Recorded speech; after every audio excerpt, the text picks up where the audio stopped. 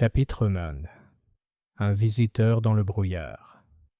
C'est en ce mois de novembre 1894, sombre et brumeux, que je fus une fois de plus entraîné dans l'univers extraordinaire de mon ami, Monsieur Sherlock Holmes.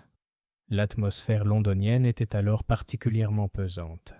D'épais brouillards s'élevaient de la Tamise, enveloppant les lampadaires de halo ténus et réduisant même les rues familières à des couloirs fantomatiques. À Baker Street, les vitres tachées donnaient sur un monde d'ombre, où les fiacres rampaient comme des scarabées, et où les cris des vendeurs de journaux résonnaient étouffés, comme s'ils résonnaient sous un lourd linceul.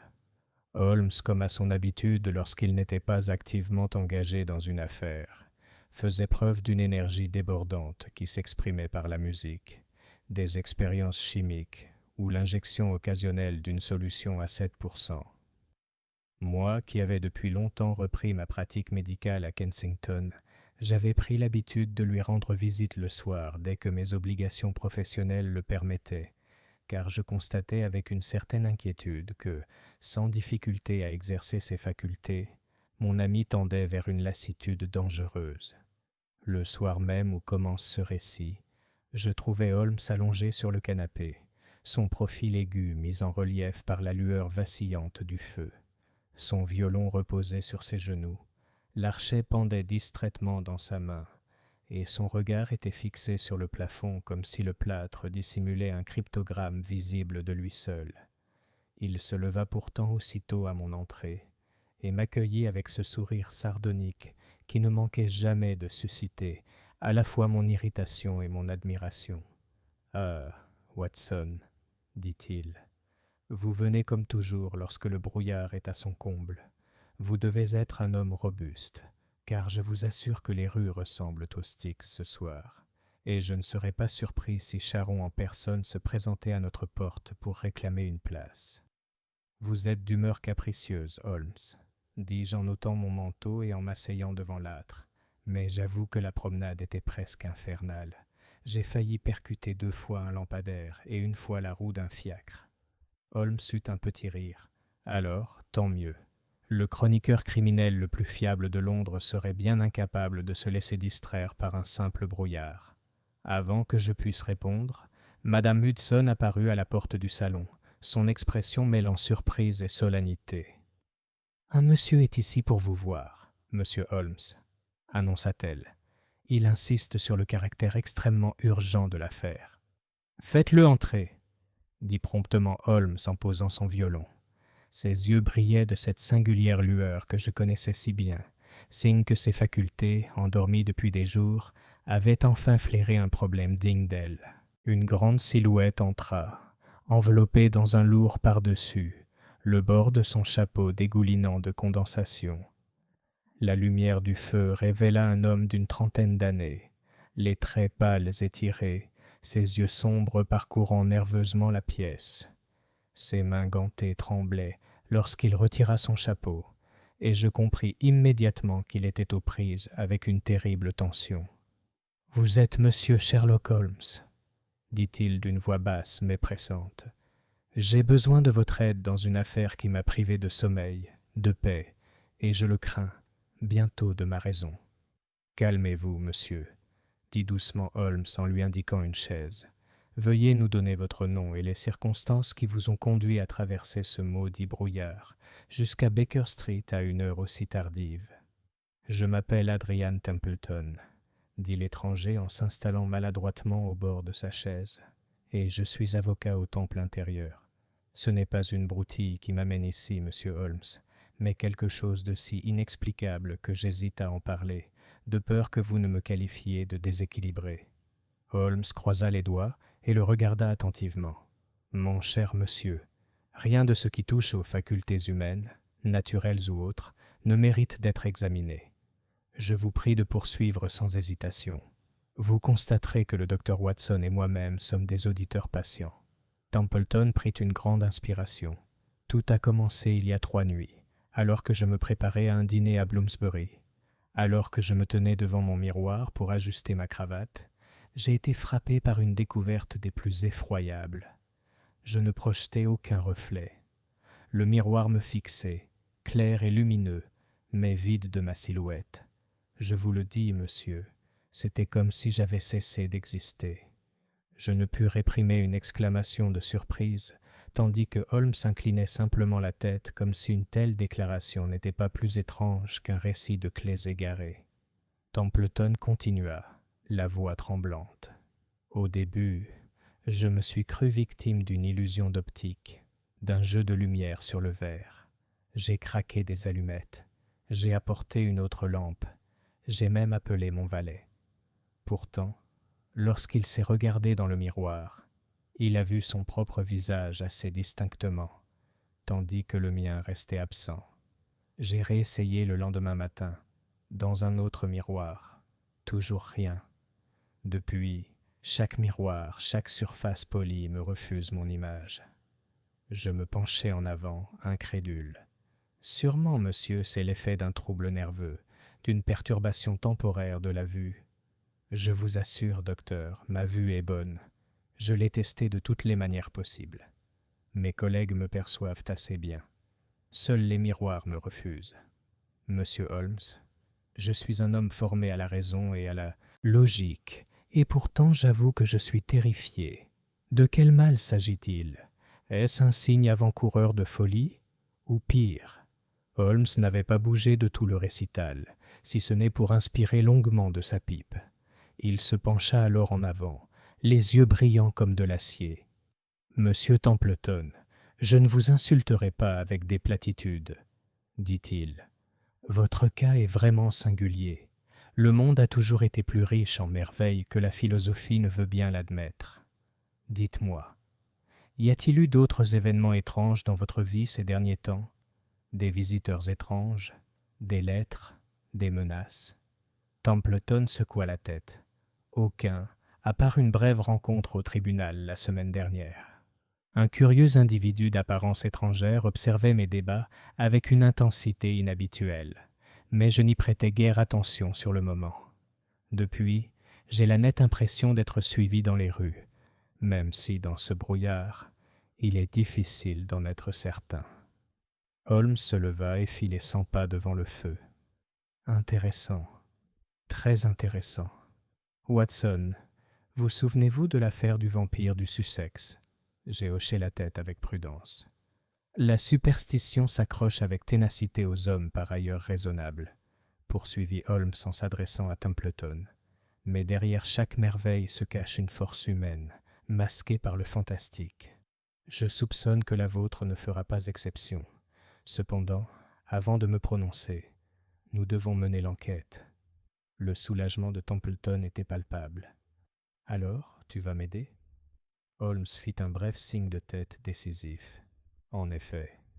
Mais vous devez vous préparer à l'éventualité que la vérité, une fois révélée, soit aussi troublante que l'illusion que vous subissez actuellement. Pour ce soir, restez chez vous. Verrouillez vos portes. Si vous percevez quelque chose de nouveau, prévenez-nous immédiatement. Demain matin, Watson et moi viendrons vous voir. » Notre visiteur se leva avec une gratitude évidente, serrant la main de Holmes avec ferveur. « Vous me donnez de l'espoir là où je n'en avais plus, monsieur Holmes. Je vous attends. » Quand il fut enfin parti dans le brouillard tourbillonnant, je me tournai vers Holmes avec une certaine stupéfaction. « Vous prenez cette affaire au sérieux, Holmes ? » ?»« Assurément, Watson. N'avez-vous pas remarqué le tremblement de sa main, la pâleur de ses tempes ? Ce ne sont pas les marques d'un charlatan.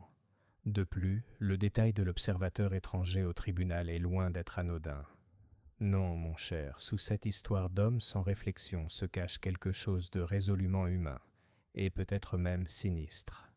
Je ne serais pas surpris si, demain, nous nous retrouvions sur la piste de l'une des énigmes les plus curieuses de notre carrière. » Holmes s'installa de nouveau dans son fauteuil, l'air grave mais animé d'une excitation contenue. Pour ma part, je ne pouvais chasser de mon esprit l'image de cet avocat hanté, le regard perdu dans un miroir qui lui refusait toute existence. J'étais loin de me douter à quel point ce mystère nous captiverait, ni des ombres qu'il projetterait sur le cœur même de Londres. Chapitre 2. Observation à Baker Street. Je me présentai à Baker Street peu après 9 heures le lendemain matin, fort d'un petit déjeuner copieux et déterminé à traiter la plainte singulière de M. Adrian Templeton, non pas comme un simple délire nerveux, mais comme un sujet d'enquête sérieuse. Le brouillard, bien que plus léger que le voile étouffant de la veille, persistait en spectre le long des caniveaux et formait un voile jaunâtre devant les vitrines des boutiques. En entrant dans notre salon familier, je trouvai Holmes aussi alerte qu'un flair, la pantoufle persane qui contenait son tabac ouverte et éventrée, la lampe à alcool mijotant sous un petit gobelet dont le contenu exhalait une odeur délicate et sucrée. « Bonjour, Watson, » dit-il sans se retourner. « Vous vous êtes rasé plus vite que d'habitude et vous n'avez pas utilisé votre baume habituel. » Ma parole, Holmes. Le menton est entaillé, bien qu'une main ferme l'ait soigneusement pansé, et il n'y a aucune trace de la lavande que vous affectionnez. Votre visage exhale plutôt une odeur d'alun brut et un léger reste de phénix. Ah, de votre opération. Vous avez donc dû être appelé plus tôt que prévu, et vous avez entrepris votre toilette avec diligence. Admirable, dis-je en m'asseyant.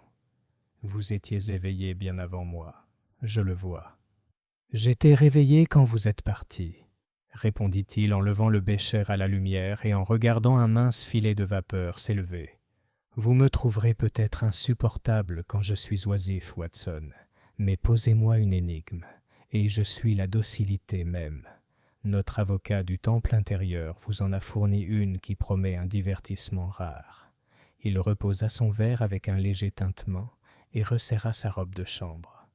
Le feu crépitait joyeusement dans la cheminée, et le fouillis familier de monographies, d'appareils de chimie et de journaux conférait à la pièce un aspect familier qu'aucun autre endroit à Londres ne m'avait jamais vraiment procuré. Holmes avait ouvert la fenêtre quelques minutes pour évacuer les vapeurs de son expérience, et l'air qui s'infiltrait était chargé d'une fraîcheur humide et du bruit lointain des sabots sur la pierre mouillée. « Vous avez formulé une théorie ?» demandai-je. « J'en ai formé 3, dit-il, et j'en ai écarté 2. Je soumettrai le 3e au tribunal des faits, où toutes les théories doivent s'incliner fièrement. Mais n'anticipons pas. Un homme dont l'image refuse d'apparaître dans un miroir, zut, c'est du théâtre. Pourtant, le théâtre vu depuis les coulisses est généralement mécanique. J'ai pensé à l'argenture du verre, dis-je. Un défaut du support, peut-être. Les miroirs échouent, concéda Holmes, mais rarement de manière sélective au point d'exclure un invité du festin d'images tout en laissant entrer tous les autres. Non, non. Notre premier principe, Watson, que lorsque vous aurez éliminé l'impossible, ce qui reste, aussi improbable soit-il, doit être la vérité, conclut-il. Exactement. Mais il faut être prudent en rejetant l'impossible.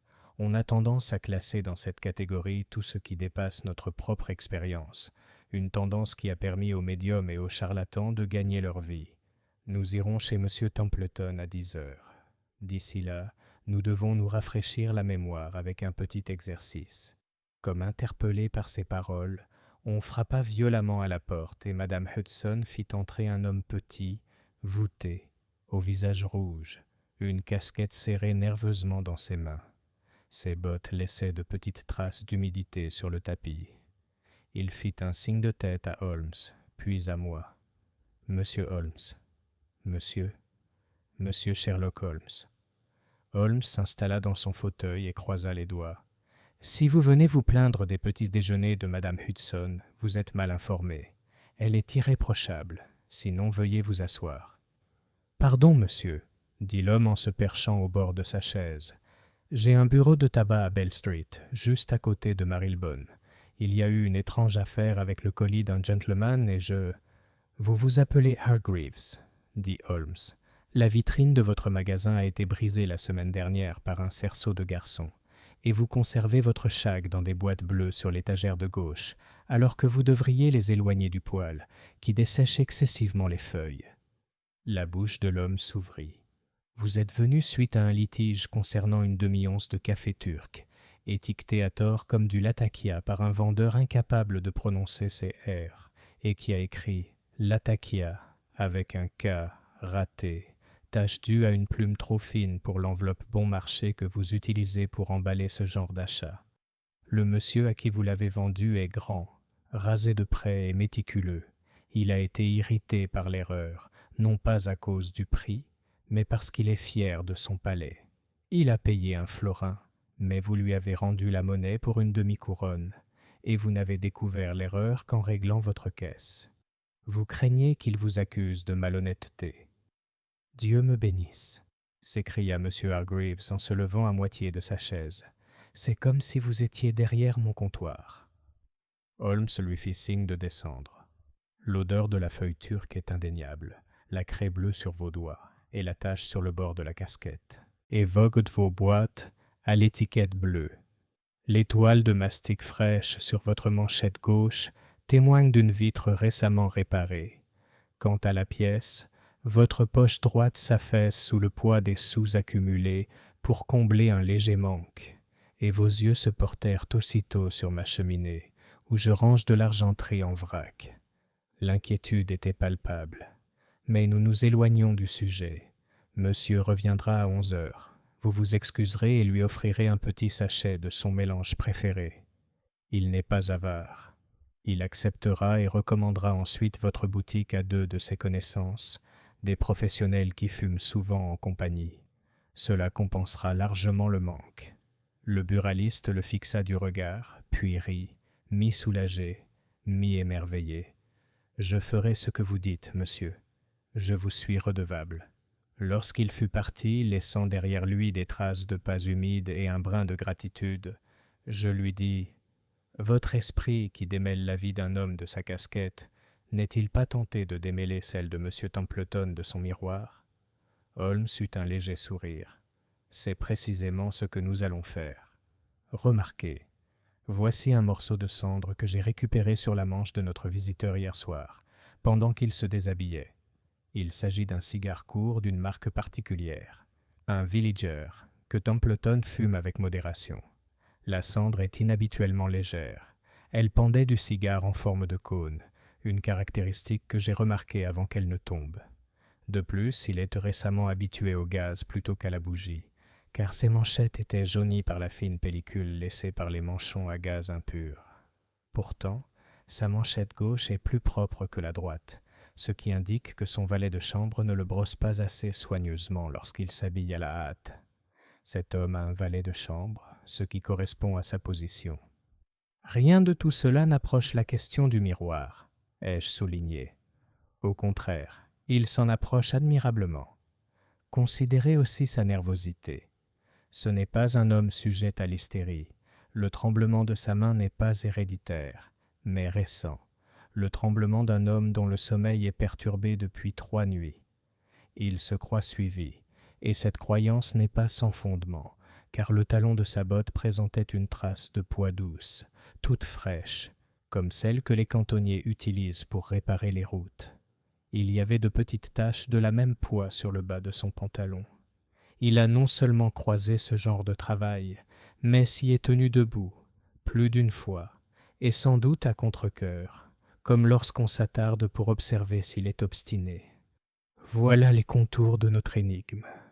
Holmes se leva et se dirigea vers la fenêtre, où la buée maculait la vitre comme un souffle sur une lentille. Il retourna à la cheminée, consulta la petite horloge et prit sa cape d'Inverness. « Il est 10 heures moins le quart, dit-il. Nous serons ponctuels. La précision est une courtoisie due aux clients nerveux comme à la vérité. À peine avions-nous posé nos chapeaux sur nos têtes qu'une autre interruption survint. Un télégramme que Madame Hudson apporta sur un plateau avec 2 tasses de café couvertes, dont l'arôme, je l'avoue, était une bénédiction. Holmes déchira l'enveloppe jaune d'un coup d'ongle et parcourut le message, les sourcils légèrement haussés. « De Lestrade », dit-il en me le passant. « Voilà le flair du Yard pour la notoriété imminente. » Le message disait « Mort singulière à Bloomsbury ce matin. Homme retrouvé dans son logement, assis devant un miroir, les yeux dilatés, sans trace de violence. Miroir brisé. Suicide indéterminé. Pouvez-vous assister à la cérémonie? Lestrade. J'ai levé les yeux. Une coïncidence? Les yeux de Holmes avaient pris une lueur froide. Le public s'imagine que les coïncidences sont rares. Dans ma profession, elles pullulent comme des moucherons sur la serpentine. Pourtant, celle-ci, je crois, a un goût amer. Le dîner de Templeton avait lieu à Bloomsbury. Le défunt de Lestrade est assis devant un miroir brisé. Nous ne pouvons pas nous permettre de perdre ne serait-ce que le temps nécessaire pour parler de coïncidence. « On y va tout de suite ?» m'écriai-je. « Dans 10 minutes pour être à notre rendez-vous, » dit Holmes. « Je ne permettrai pas que Templeton, déjà à bout de nerfs, soit démoralisé par une apparente indifférence. Nous visiterons le temple intérieur, observerons ce que nous pourrons en 35 minutes, puis nous irons à Bloomsbury avec notre ami au regard de furet. Vous apporterez votre sac, Watson. »« Mon sac ? » ?»« Ta trousse médicale, » répondit-il avec cet humour fugace et sarcastique. « Elle te rend invisible aux yeux de la police quand tu fouilles un cadavre. » Ce fut un court trajet en fiacre à travers ces rues mornes et labyrinthiques. Le brouillard se dissipa à mesure que le jour s'éclaircissait, même s'il persistait par volutes le long du Strand, et créait un halo flou autour des lampadaires sous l'arche du temple. La cloche de la vieille église des Templiers sonna le quart d'heure, tandis que nous traversions les places tranquilles et les allées pavées, l'agitation londonienne semblant nous quitter comme un manteau abandonné. Les appartements de M. Adrian Templeton étaient situés au-dessus d'un escalier respectable, offrant une vue agréable sur les jardins. Il nous reçut avec une impatience qui confinait au désespoir, le visage pâle mais serein. Il s'était habillé avec un soin méticuleux, comme le font les hommes qui se prémunissent contre le désordre intérieur par une précision extérieure. « Vous êtes venu, Dieu merci, » dit-il. « Monsieur Holmes, je ne pourrais supporter un autre jour de ce supplice. » Holmes s'inclina, ses manières exprimant désormais une extrême douceur. « Nous traiterons votre cas comme une affaire d'État, monsieur Templeton. D'abord, nous devons examiner les lieux de votre plus récente expérience. Votre miroir. Amenez-le-nous. » Templeton nous conduisit dans sa chambre, un appartement soigné meublé d'acajou, avec un bureau près de la fenêtre et une psyché près de l'armoire. La vitre était de bonne qualité, du genre qu'un homme prudent achète une fois et conserve pendant des décennies. Holmes s'arrêta devant, la tête penchée sur le côté, comme celle d'un faucon, et pendant un instant, nous restâmes 3, non 2, reflets en silence. Le mien à droite, celui de Holmes, grand et mince, à gauche. Entre nous, l'ovale de la vitre ne laissait apparaître que le papier peint pâle, et au-delà, la silhouette de l'armoire. L'endroit où aurait dû se tenir la silhouette de M. Templeton était un vide, une absence si marquée que, je l'avoue, un frisson me parcourut. « Tu vois ?» chuchota Templeton. « Tu vois ?» Holmes ne répondit pas immédiatement. Il se pencha jusqu'à presque effleurer la surface, puis recula et examina le cadre. Il sortit sa loupe, suivit le biseau avec son bord, puis se dirigea vers la fenêtre, dont il tira le rideau d'un doigt, modifiant ainsi la lumière. Il jeta un coup d'œil au plafond, à la corniche, au plancher. Il se retourna et contempla soudain la pièce, non pas avec la curiosité d'un invité, mais avec l'air protecteur d'un inspecteur de caserne. Il se pencha près de l'armoire, renifla et sourit, d'un léger sourire. « Watson, » dit-il, « accorde-moi ta place devant la glace. » Je m'avançai vers le centre. Mon reflet apparut comme prévu, un membre sain et, je l'espérais, honorablement droit. Holmes me toucha l'épaule, me déplaça d'un pouce à droite, puis à gauche. Mon reflet suivit docilement, tel un soldat respectueux à la parade. « Maintenant, à vous, monsieur Templeton. » L'avocat déglutit et prit ma place. La place restait vacante. Il leva la main et fit un geste hésitant, comme on salue un fantôme. Le verre resta obstinément vide de lui. Il laissa échapper un rire étranglé. « Extraordinaire, » murmurai-je. « Holmes, qu'en penses-tu » Le visage de Holmes était devenu totalement inexpressif, et je compris alors que son esprit s'emballait à une vitesse extraordinaire. Il jeta un coup d'œil à la porte du salon, puis à la cheminée, où une horloge sonnait la demi-heure. Il sortit une petite enveloppe de sa poche et secoua dans sa paume une poussière grise que je reconnus comme de la cendre, fine comme de la poudre. De son long index, il traça le bord supérieur du cadre du miroir, puis ses coins inférieurs, et enfin le parquet juste devant. Il observa comment la poussière se déposait sur les surfaces, où elle s'accrochait et où elle roulait. « Ingénieux, dit-il, doucement, plus pour lui-même que pour nous. »« Ingénieux » s'écria Templeton. « Vous parlez comme si vous admiriez mon affliction. »« J'admire l'esprit qui a conçu cela, » dit Holmes en se redressant. « Ne vous inquiétez pas, monsieur. Votre mal n'est pas d'origine surnaturelle. Il est d'origine humaine, c'est-à-dire corrigible. Dites-moi, avez-vous reçu quelqu'un dans ces chambres il y a 4 nuits? Quelqu'un qui aurait pu passer quelques minutes seul ici? » Templeton fronça les sourcils. « Il y a 4 nuits, oui. Maître Julius Kirwan, un notaire avec qui je partage certains dossiers, m'a demandé de lui rendre un acte.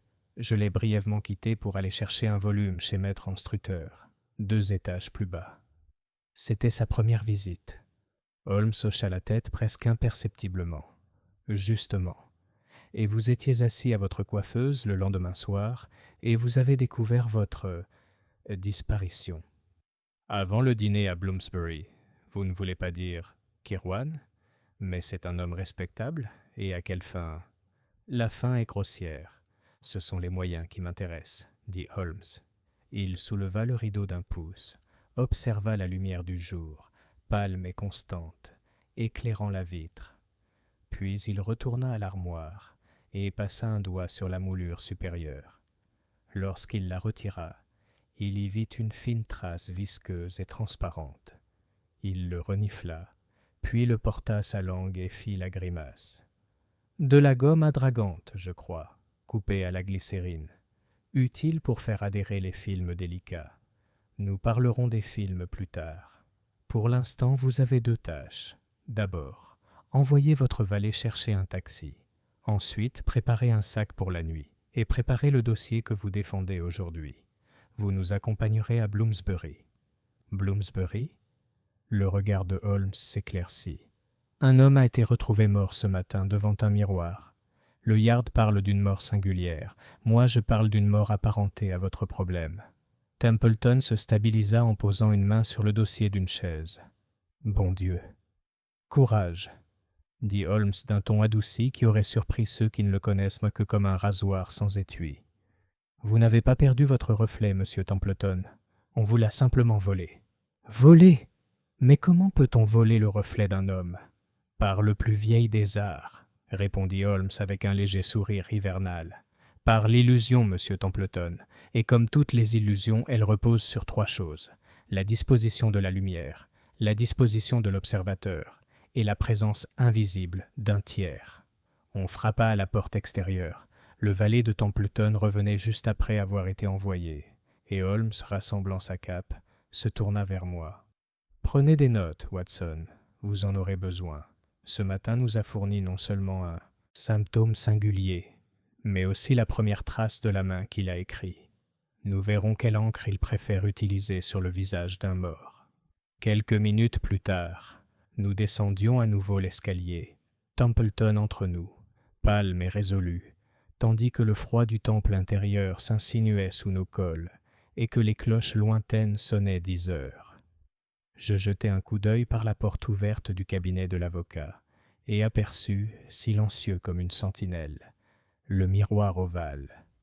Il reflétait la pièce avec une clarté respectueuse, le lit avec son couvre-lit impeccable, l'armoire, l'espace vide où nous nous étions tenus. Il était un fidèle serviteur de chaque objet, sauf un. Et quelque part, je sentais qu'une main qu'il avait dressée à une obéissance si partielle préparait déjà sa prochaine leçon. La longue foulée de Holmes le portait devant nous. L'estrade a déjà foulé les traces de pas intéressantes, remarqua-t-il alors que nous atteignions l'arche et le taxi qui nous attendait. Contentons-nous de ces silences intéressants. Quel silence ? Demandai-je en grimpant à ses côtés. Le silence d'une porte restée ouverte trop longtemps, dit-il. Le silence d'un gond fraîchement huilé. Le silence d'un homme qui voulait faire une scène plus fort qu'il ne l'a fait. Il tapota le toit, et le taxi s'élança dans le brouillard qui s'éclaircissait. « Venez, Watson, à Bloomsbury, et à l'homme qui est mort avec un miroir pour audience. » Chapitre 3. Le mort devant la glace. Le fiacre cahotait et oscillait dans les artères brumeuses de la ville, nous emportant vers l'est, des cours solennelles du temple vers Bloomsbury. La pâle lumière matinale, luttant faiblement à travers les vapeurs, donnait aux places et aux croissants familiers une teinte spectrale, comme si Londres elle-même avait été baignée d'une fine teinture grise. Adrian Templeton était assis en face de moi, les lèvres pincées et les mains crispées sur ses genoux. De temps à autre, il jetait des regards inquiets vers Holmes, mais le visage de mon ami était figé dans son habituel masque d'abstraction, les yeux mi-clos, ses longs doigts tambourinant sans bruit sur le pommeau de sa canne. Pour ma part, j'avoue éprouver un mélange d'effroi et de curiosité. L'idée d'un homme privé de son reflet aurait pu être reléguée au rang d'imagination enfantine si je n'avais pas vu de mes propres yeux l'étendue vide de la psyché de Templeton.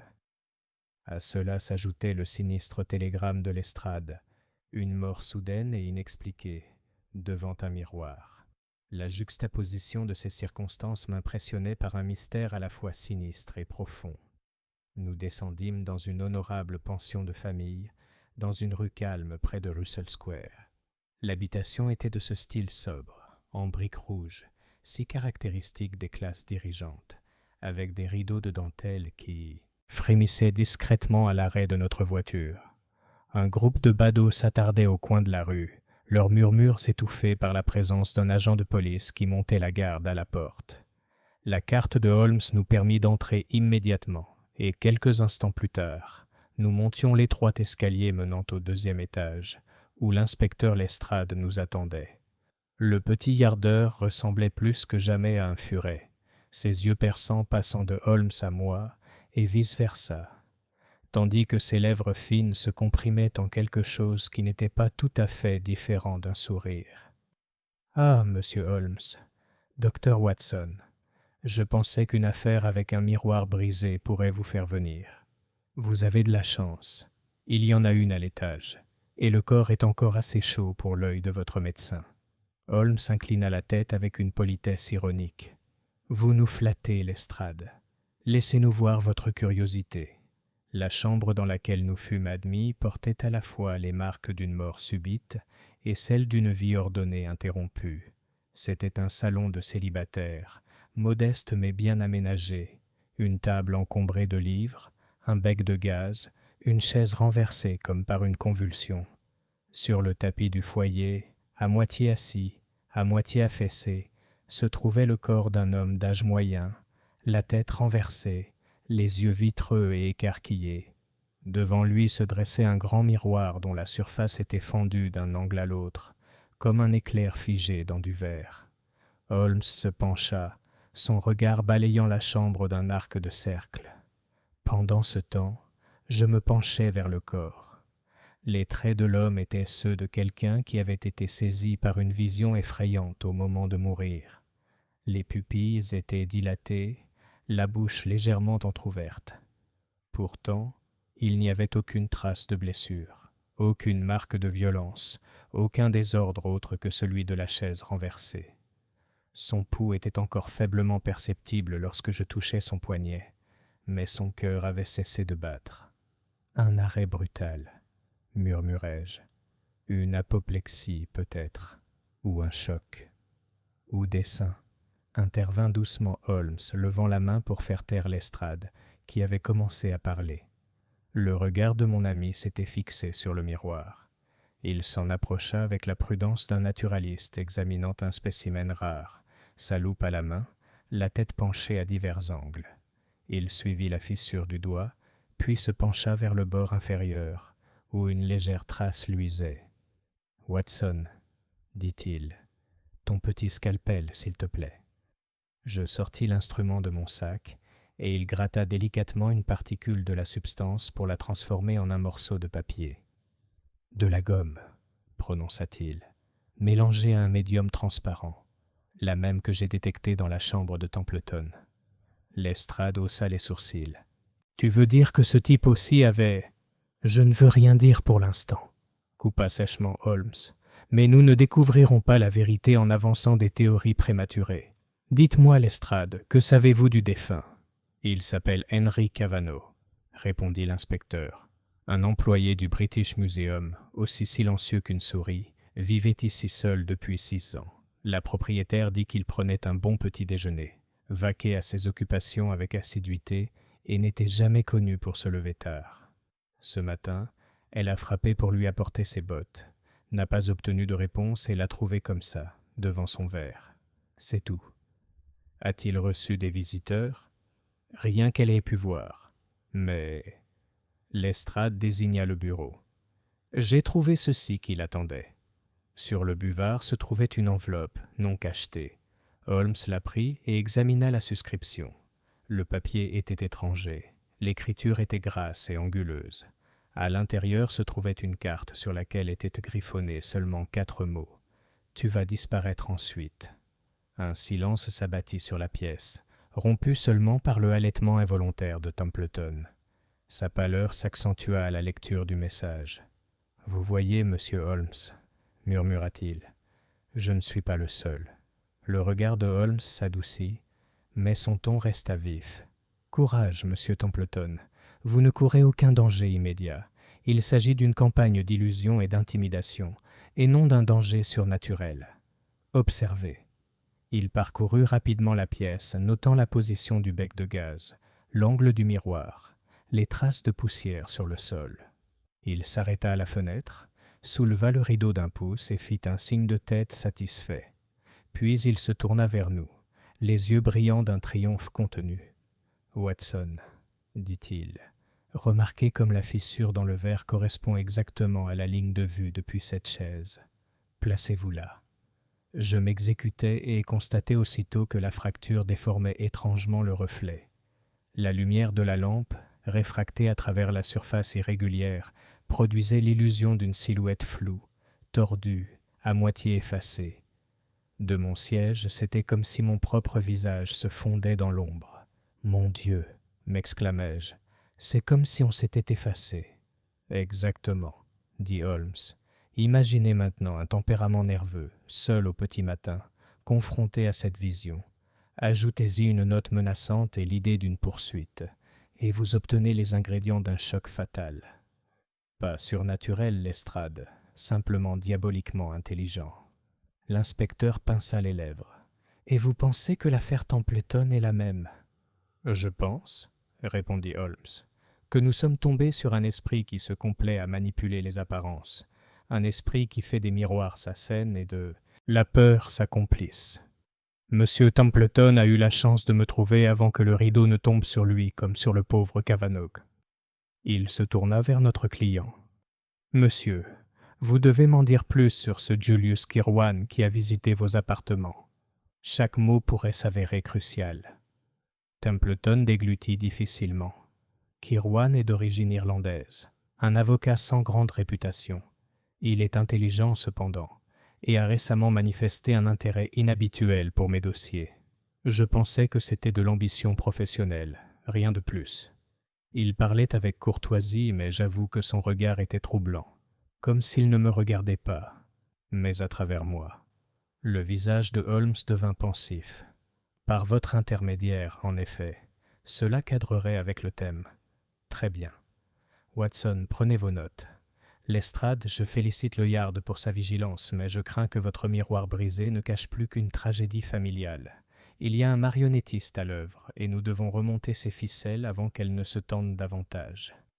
Holmes se leva, s'enveloppa de sa cape et jeta un dernier regard à la silhouette inerte sur le tapis. « Allons, messieurs. On apprend plus des vivants que des morts aujourd'hui. Monsieur Templeton, vous resterez à mes côtés jusqu'à ce que je vous en ordonne autrement. L'homme qui vole les reflets a dévoilé son jeu, et il est temps que nous étudions son ombre. » Chapitre 4. Le premier suspect. Il était presque midi lorsque nous quittâmes la pension de famille de Bloomsbury, laissant Lestrade rassembler ses agents et accomplir la cérémonie solennelle qui suit la mort. L'inspecteur avait accueilli les remarques de Holmes avec son mélange habituel de suspicion et de déférence réticente. C'était un homme qui s'accrochait à ses théories jusqu'à ce qu'elles lui échappent. Mais il avait appris par expérience que lorsque Holmes parlait à la légère d'illusion ou de machination, un mécanisme caché du crime était inévitablement révélé. Nous avons roulé en silence quelques instants, Templeton pâle et renfermé, tandis que je contemplais le miroir fissuré et la sinistre carte. Holmes se redressa brusquement, son profil anguleux se découpant sur la vitre embuée, le regard lointain mais brillant de réflexion. Il finit par parler. « Watson, vous vous souviendrez de mon dicton. C'est une erreur capitale de théoriser avant d'avoir des données. Pourtant, malgré tout, certaines possibilités se présentent avec la force de l'inéluctabilité. Imaginez, deux hommes de bonne réputation, l'un avocat, l'autre employé de musée, sont soumis à des illusions de miroir destinées à les priver de leur propre image. L'un est menacé, l'autre détruit. Dans les deux cas, nous rencontrons la présence d'un troisième homme, un certain Julius Kirwan, qui est entré dans le cabinet de Templeton à l'heure cruciale. Quelle conclusion en tirez-vous? Ce Kirwan lui-même est notre coupable? Ai-je osé dire. Holmes esquissa un mince sourire. C'est la conclusion à laquelle Lestrade est déjà arrivé. Il a sans doute déjà envoyé ses hommes écumer Londres à la recherche du notaire. Mais attention, Watson, quand la solution paraît trop facile à trouver, c'est souvent l'ombre de la vérité, et non son contenu. Pourtant, il nous faut suivre cette ombre avant de pouvoir l'écarter. À notre arrivée à Baker Street, Lestrade avait déjà laissé entendre que Kirwan était connu du Yard, impliqué sans jamais être inculpé dans plusieurs montages financiers douteux. Il logeait à Lincoln's Inn, mais s'absentait souvent plusieurs jours d'affilée. Son apparition soudaine chez Templeton et sa disparition inexpliquée depuis lors ont renforcé les soupçons de l'inspecteur. Cet après-midi-là, Lestrade arriva en personne, enthousiasmé par ce qu'il considérait comme un succès. Il entra dans notre salon d'un pas rapide, brandissant une liasse de billets. « On le tient, monsieur Holmes. » Ou presque. Julius Kirwan, alias Cairns, alias O'Donnell, un avocat de profession, mais un rusé en pratique. Lié à des sociétés douteuses, soupçonné de chantage, il a même un jour chuchoté qu'il avait falsifié des preuves. Et remarquez bien, on l'a vu à Bloomsbury hier soir. « Vu par qui ?» demanda Holmes. « Un portier du musée. Il jure avoir remarqué Kirwan rôdant près des grilles vers 19 heures. Le commis décédé habitait à moins de 5 minutes à pied.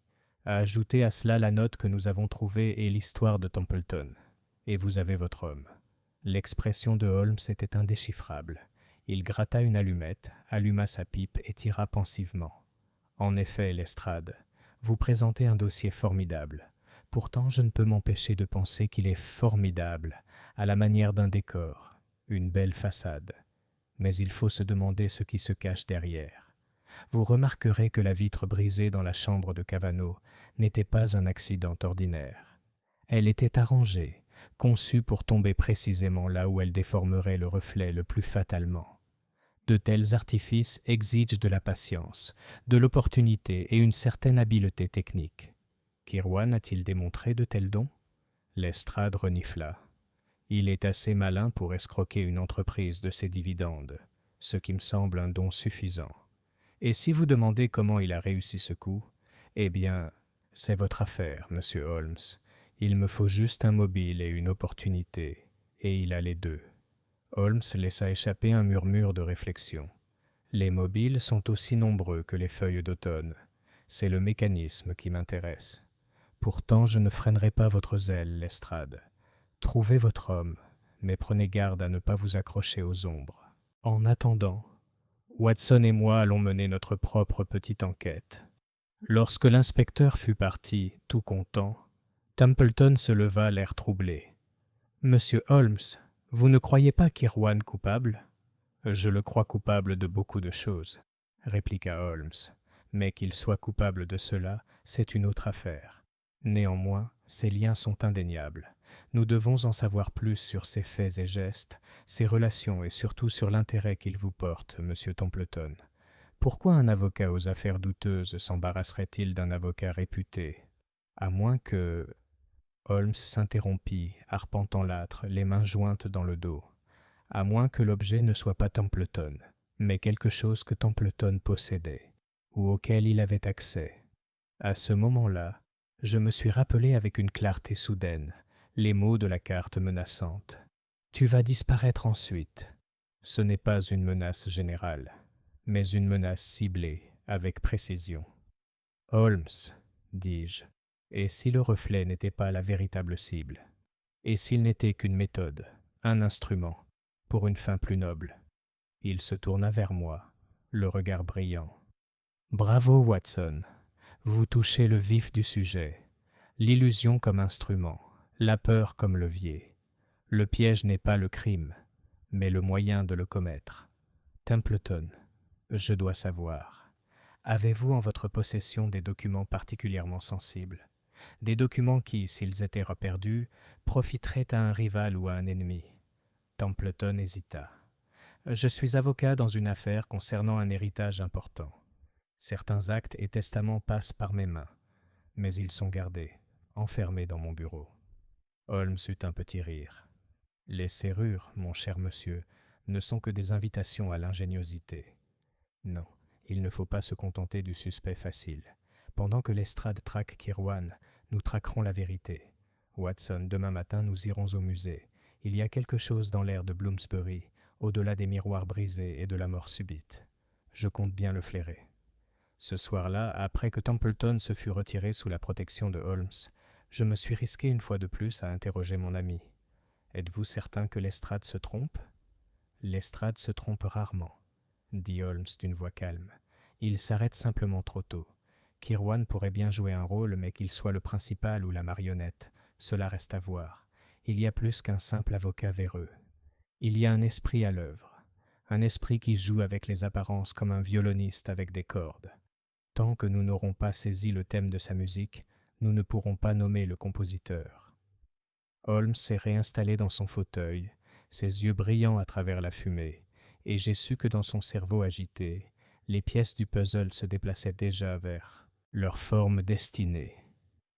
Chapitre 5. L'indice caché. Le lendemain matin, l'aube était plus radieuse que la précédente, bien que le soleil de novembre fût peu chaud et brillât faiblement à travers une brume persistante.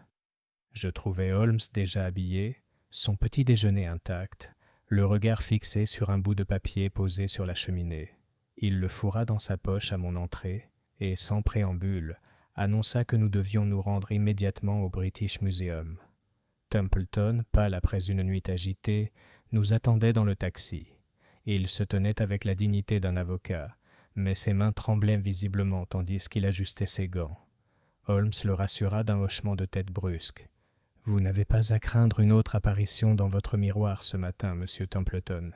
Quel que soit notre adversaire, sa scène n'est pas ici, mais là-bas. » Le musée se découpait, vaste et austère, sur le ciel pâle, son grand portique à moitié noyé dans la brume, ses marches encombrées d'étudiants, de commis et d'une poignée de visiteurs étrangers.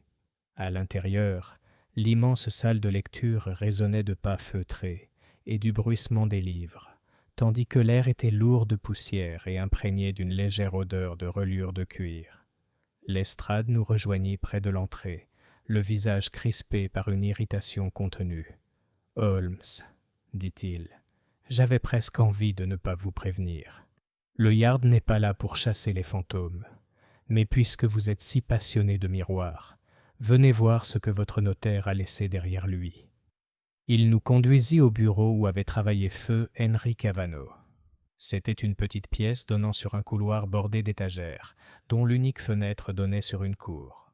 Sur le bureau se trouvait l'attirail habituel d'un employé, registre, plume, buvard. Mais là aussi se dressait un miroir, plus petit que celui de son logement, mais présentant une fente diagonale identique. Holmes émit un léger sifflement. « Curieuse récidive. Avez-vous trouvé autre chose ?» Lestrade brandit une mince liasse de papier. « Les notes de Cavanaugh, à moitié brûlés dans la cheminée. L'homme travaillait à cataloguer des manuscrits, rien de plus. Quant à Kirwan, nous l'avons retrouvé dans une taverne de Holborn avant-hier soir. Puis il a disparu. S'il n'est pas encore en France, je vais me faire foutre. » Holmes semblait à peine entendre. Il s'était approché du miroir, sa lentille à la main, et examinait le cadre avec une attention méticuleuse. Ses longs doigts tapotaient çà et là, ses yeux se plissant. Puis il se pencha vers le plancher, examinant la poussière avec une telle concentration que je craignais qu'il ne se perde complètement dans les détails. « Holmes, ai-je osé, percevez-vous quelque chose ?» Il se redressa brusquement. « Rien d'important. » Pourtant, je captais l'éclair dans ses yeux, cette lueur vive que je connaissais si bien, le signal qu'une pièce cachée du puzzle s'était révélée à lui. Il remit l'objectif et, avec une nonchalance étudiée, reporta son attention sur une étagère de livres. Templeton, observant attentivement, s'avança. « Monsieur Holmes, si vous avez découvert quelque chose. »« Patience, monsieur, » interrompit Holmes d'un air soudain presque jovial. « Un détective ne doit jamais annoncer ses déductions avant de pouvoir les prouver. Le monde est déjà bien assez saturé d'opinions infondées. Examinons plutôt ces manuscrits. Watson, vous pourriez peut-être utiliser votre œil de médecin pour examiner la poussière ici et me dire si vous voyez quelque chose d'inhabituel. » Je me suis penché consciencieusement, même si j'avoue n'avoir rien vu d'autre que l'accumulation ordinaire de saleté, comme on en trouve dans tout bureau fréquenté. Quand je l'ai admis, Holmes m'a adressé un sourire bienveillant, comme pour flatter un enfant. Notre examen terminé, Lestrade nous raccompagna hors du musée avec un soulagement évident, marmonnant des « chasses aux oies sauvages ». Holmes resta silencieux jusqu'à ce que nous soyons de nouveau assis dans notre taxi. Puis, tirant les stores, il se pencha vers Templeton et moi. « Soyez bien attentifs, messieurs. La clé de cette affaire ne réside pas dans la superstition, mais dans la science, appliquée avec une ruse diabolique. J'en ai vu assez ce matin pour être convaincu que la main qui a frappé Cavanagh est la même qui a cherché à vous déstabiliser, monsieur Templeton. Mais le mode précis de son exécution doit rester, pour l'instant, mon secret. »« Ton secret !» s'écria Templeton. « Mais sûrement... » Holmes leva le doigt. « Je ne cache rien par vanité, monsieur. Il arrive qu'une révélation prématurée mette en péril non seulement le succès de l'affaire, mais aussi la sécurité des personnes impliquées. Faites-moi confiance, monsieur Templeton. Vous ne le regretterez pas. Je n'ai pas pu m'empêcher de protester. Holmes, vous ne pouvez pas vous attendre à ce que je reste ignorant alors que des vies sont en jeu. Qu'avez-vous observé dans ce bureau ?» Il sourit d'un air énigmatique. « Mon cher Watson, si je vous confiais tout d'un coup, que resterait-il à votre précieuse plume pour consigner la conclusion ? » Non. Vous devez jouer le rôle du public jusqu'au rideau final. Pour l'instant, nous avons un ennemi qui se complaît dans les miroirs. Voyons si nous ne pouvons pas lui en présenter un à son tour. Templeton s'apaisa, quoique mal à l'aise, tandis que je me mordais la lèvre de frustration. De longues années de compagnie n'avaient pas atténué mon irritation face au penchant de Holmes pour le secret. Pourtant, je savais par expérience que s'il taisait ses conclusions, c'était parce qu'il attendait la preuve irréfutable qui dissiperait tout doute. Tandis que le taxi roulait en cahotant vers Baker Street, Holmes était assis, les yeux clos et les doigts croisés, un léger sourire aux lèvres. Je ne savais pas s'il exultait de sa découverte ou ruminait le danger qu'elle recelait. Mais je savais au moins une chose. Quelque part dans les salles poussiéreuses du British Museum, mon ami avait entrevu l'indice caché autour duquel le destin d'Adrian Templeton, et peut-être d'autres, allait basculer. Chapitre 6. Le deuxième incident. Le brouillard s'était à peine dissipé sur les rues de Londres que l'affaire prit une tournure plus sombre et périlleuse. Pendant les 2 jours qui suivirent notre visite au British Museum, Holmes resta à Baker Street, plongé dans une de ces humeurs d'abstraction concentrée qui le rendaient quasiment insensible à son environnement. Il emplissait l'air de fumée et la table d'appareils chimiques, marmonnant parfois pour lui-même en comparant de petits échantillons de poudre, des bouts de papier et les minuscules particules de poussière qu'il avait amassées. Templeton, qui avait trouvé refuge temporairement dans un hôtel voisin sur les conseils de Holmes, venait chaque soir, les nerfs à vif, mais la dignité intacte. Je percevais chez lui une confiance croissante envers Holmes, mêlée à l'impatience naturelle d'un avocat à connaître l'intégralité des preuves. Pourtant, Holmes, bien que courtois, ne lui offrait guère plus que de vagues assurances et une remarque cryptique occasionnelle. Ce fut le 3e matin que le malheur frappa. Je revenais tout juste d'une visite matinale à mon cabinet médical, lorsqu'un taxi s'arrêta avec Templeton en personne, pâle comme un parchemin, la cravate en désordre, les yeux écarquillés d'inquiétude. Il fit irruption dans le salon sans cérémonie. « Monsieur Holmes, docteur, un autre décès, cette fois dans mon entourage. Mon collègue Charles Anstruther a été retrouvé sans vie dans son cabinet il y a moins d'1 heure. » Holmes bondit sur ses pieds, sa langueur disparut en un instant. « Des détails, mon vieux, donnez-nous des détails. » Templeton haleta. Il fut découvert par son commis, assis à son bureau devant un miroir accroché au mur. Son visage, au ciel, était crispé comme s'il avait vu un spectre effrayant. « Et oui, » insista Holmes, « et le miroir était fissuré transversalement, comme dans les autres cas. » Une ombre passa sur le visage de Holmes, mais sa voix était calme. « Où ?»« À Lincoln's Inn. La police est déjà appelée. » Holmes saisit son chapeau et son manteau. « Allons, Watson, on pourrait encore trouver la piste chaude. Templeton, il faut se préparer. J'avais peur que le filet ne se resserre, et c'est ce qui s'est passé. Nous sommes arrivés à Lincoln's Inn et avons trouvé une petite foule rassemblée, leurs murmures étouffés par la présence des agents qui barraient l'escalier.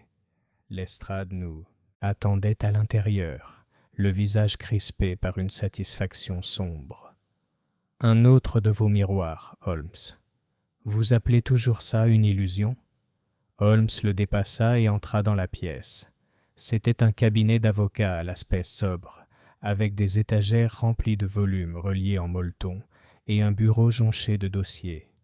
Derrière le bureau, dans un fauteuil à haut dossier, était assis la silhouette inerte de Charles Anstruther. Ses mains agrippaient toujours les accoudoirs. Sa bouche était figée dans un rictus de terreur. Sur le mur devant lui était accroché un miroir, dont la surface était marquée par la fêlure diagonale familière. Holmes examina la scène avec sa lentille, se déplaçant rapidement et silencieusement. Il inspecta le bureau, le support de gaz, le tapis. Finalement, il retira du sol un minuscule lambeau de quelque chose de brillant, transparent, à peine visible. Il le rangea dans sa poche sans faire de commentaire. « Quelle est la cause du décès ?» demanda Lestrade en me jetant un coup d'œil. J'ai examiné le corps attentivement.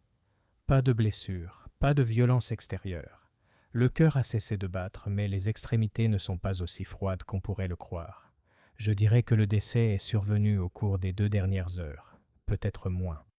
On observe une dilatation des pupilles, comme chez Cavanaugh. Un choc soudain, murmura Holmes. Provoqué, comment ? Il tapota ses doigts, les yeux fixés sur le miroir brisé. Lestrade saisit l'occasion. Nous avons des hommes qui ratissent pas la ville à la recherche de Julius Kirwan. Écoutez-moi bien, Holmes, s'il n'est pas au cœur de cette affaire, je démissionne. Il connaissait Templeton et Anstruther. On l'a vu à Bloomsbury. Il disparaît au moment même où ses morts commencent. C'est clair comme de l'eau de roche. Trop évident, rétorqua Holmes d'une voix cinglante. La main qui fomente de telles illusions ne se laisse pas si facilement prendre. Méfie-toi des réponses trop faciles, Lestrade. Elles sont l'appât avec lequel la vérité est attirée dans le filet. Templeton s'était affalé sur une chaise, le visage crispé. D'abord Cavanaugh, maintenant Anstruther. Je suis condamné, monsieur Holmes.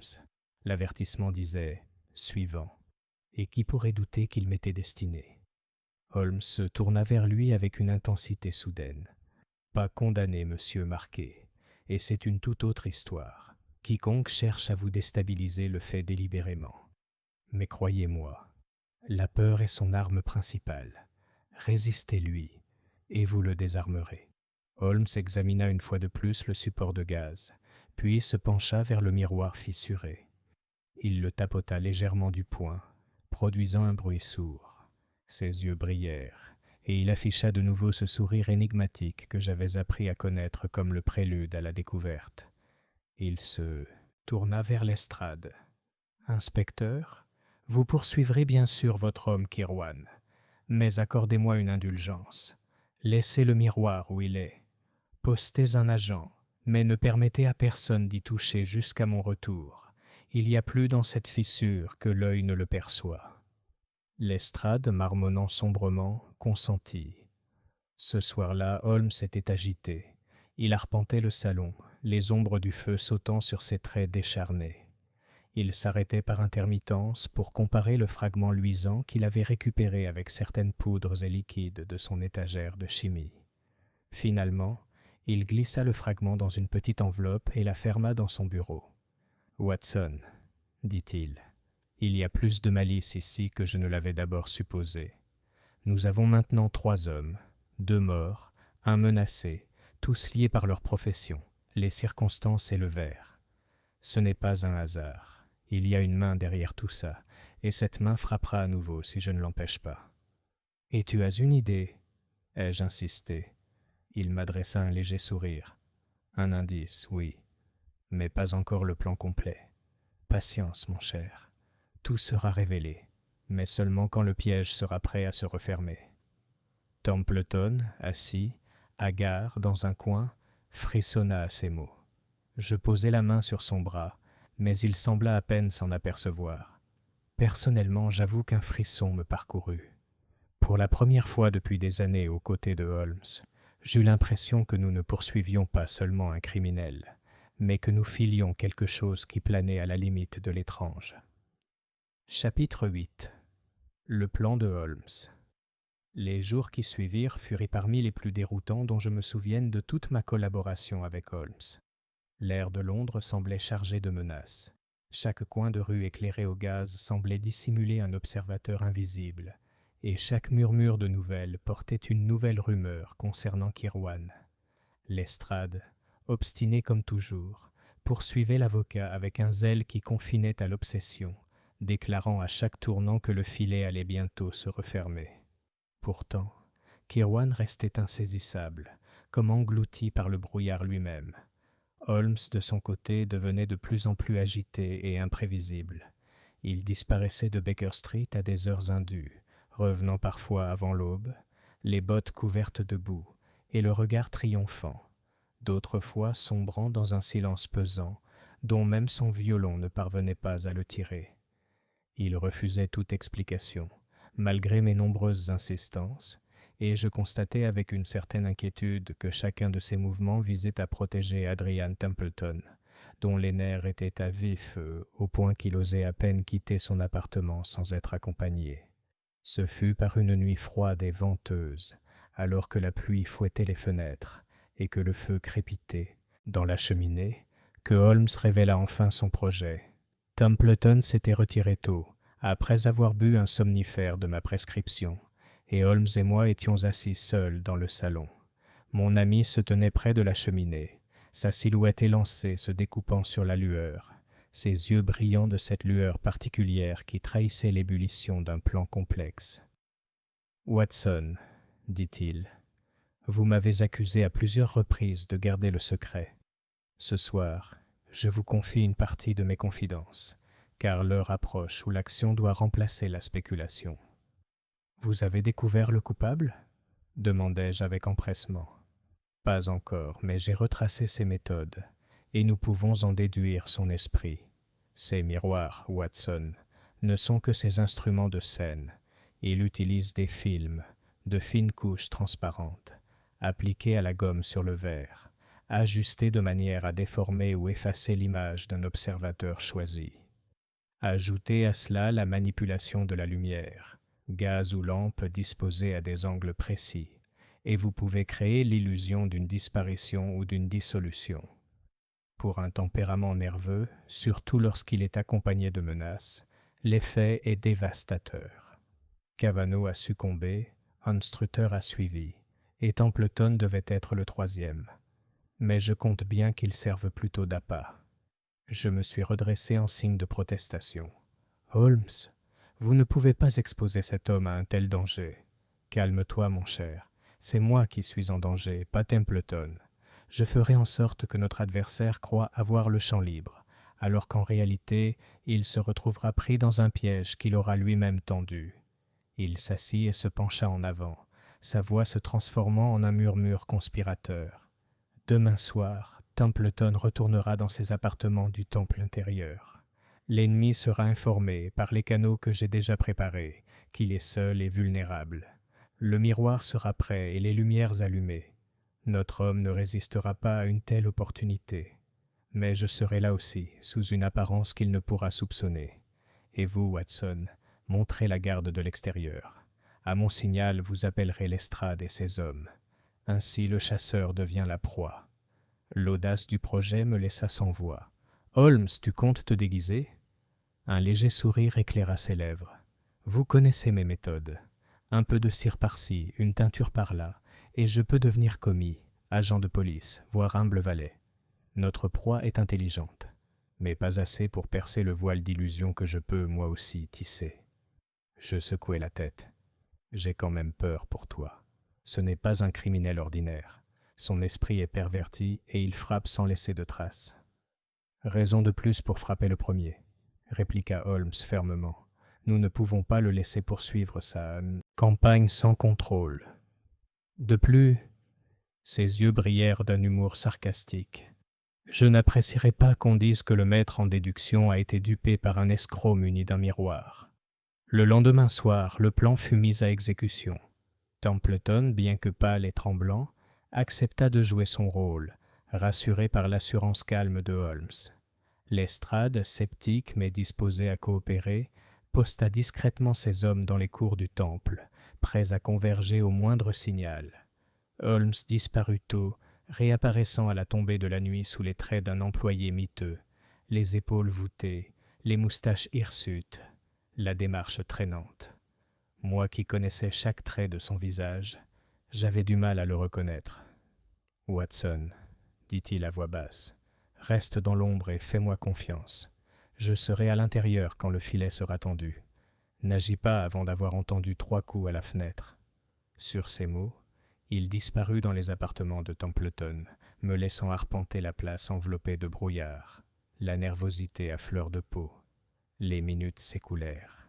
De la fenêtre, au-dessus, j'aperçus la faible lueur d'une lampe, l'ombre de Templeton se déplaçant avec inquiétude devant la vitre, et une fois, une autre ombre qui ne lui appartenait pas. Mon cœur bondit. Quelque part dans le brouillard, un pas racla, puis un autre. Je tendis les yeux, mais ne distinguai rien d'autre que la vague silhouette se glissant dans la cage d'escalier. Le silence qui suivit fut plus terrible que n'importe quel bruit. Je serrai mon revolver, tous mes nerfs tendus, attendant le signal. Le bruit arriva enfin. 3 coups secs sur la vitre, clairs et pressants. Je me précipitai aussitôt vers la porte, faisant signe aux hommes de l'estrade qui affluèrent en masse. Nous nous précipitâmes dans l'escalier et montâmes vers les appartements de Templeton. De l'intérieur, un cri, mi-fureur, mi-désespoir, s'éleva. Le fracas du verre, puis le bruit d'une lutte. Lorsque nous fûmes entrés dans la chambre, le chaos régnait. Le miroir gisait brisé sur le sol, son cadre brisé, son film trompeur arraché. Templeton était accroupi, terrifié, dans un coin, tandis que Holmes, dépouillé de son déguisement, se débattait avec une silhouette haute et décharnée, les traits crispés par la rage. Les hommes de l'estrade se précipitèrent, et en un instant, l'intrus fut maîtrisé, les poignets entravés. Holmes se leva, pâle mais triomphant, les yeux brillants d'une satisfaction féroce. « Messieurs, » dit-il en époussetant sa manche, « permettez-moi de vous présenter l'auteur de notre petit drame. L'homme qui vole les reflets a enfin trouvé son reflet dans le miroir de la justice. » Je me suis penché pour voir le visage du prisonnier et, à cet instant, je l'ai reconnu. C'était en effet Julius Kirwan. Chapitre 9. La grande révélation. 1 heure plus. Tard, les réverbères de Baker Street projetaient leurs lueurs familières sur les livres, les papiers et les appareils chimiques qui avaient si souvent été témoins du démêlage des écheveaux emmêlés. Templeton, pâle mais serein, occupait son fauteuil habituel près du feu. Lestrade, encore rouge de triomphe et quelque peu maculé par la lutte, était assis, raide, au bord du canapé. Je m'assis à côté de Holmes, stylo et carnet à portée de main, car je savais que le moment était venu où le voile serait levé. Holmes lui-même se tenait devant l'âtre, sa silhouette élancée, tendue par l'énergie, son regard perçant fixé sur nous tous. Il avait troqué son déguisement miteux d'employé contre sa robe de chambre, et pourtant l'atmosphère de combat persistait. D'un geste de la main, il désigna le prisonnier, assis, l'air renfrogné, entre 2 agents près de la porte. « Messieurs, dit Holmes, vous voici Julius Kirwan, avocat de nom, escroc de métier et prestidigitateur par passion. Cet homme a joué sur la peur comme sur une corde de harpe, tissant des illusions qui ont coûté 2 vies et presque une 3e. Ce soir, de sa propre main, il a tenté un 3e acte de son sinistre drame. Heureusement, le rideau est tombé sur lui. » Templeton se pencha en avant, la voix tremblante. « Mais, monsieur Holmes, comment ? Comment mon reflet et celui des autres ont-ils pu être si astucieusement effacés ? Quelle malice se cache dans ces miroirs ?» Holmes eut un léger sourire. « Pas de diablerie, monsieur, juste de la science, alliée à la malice humaine. Kirwan utilisait des films transparents, tendus sur le verre avec de la gomme adragante et de la glycérine.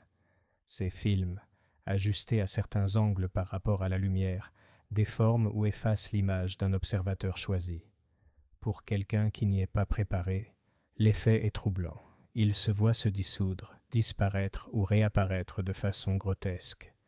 Ajoutez à cela une note menaçante, une suggestion de poursuite, et l'imagination fait le reste. Le cœur faible de Cavanaugh a succombé, les nerfs d'Anstruter ont lâché, et vous, monsieur Templeton, étiez censé le suivre. Lestrade grogna. « Des films, hein ? Mais les fissures dans le verre ? » « Délibérément, inspecteur.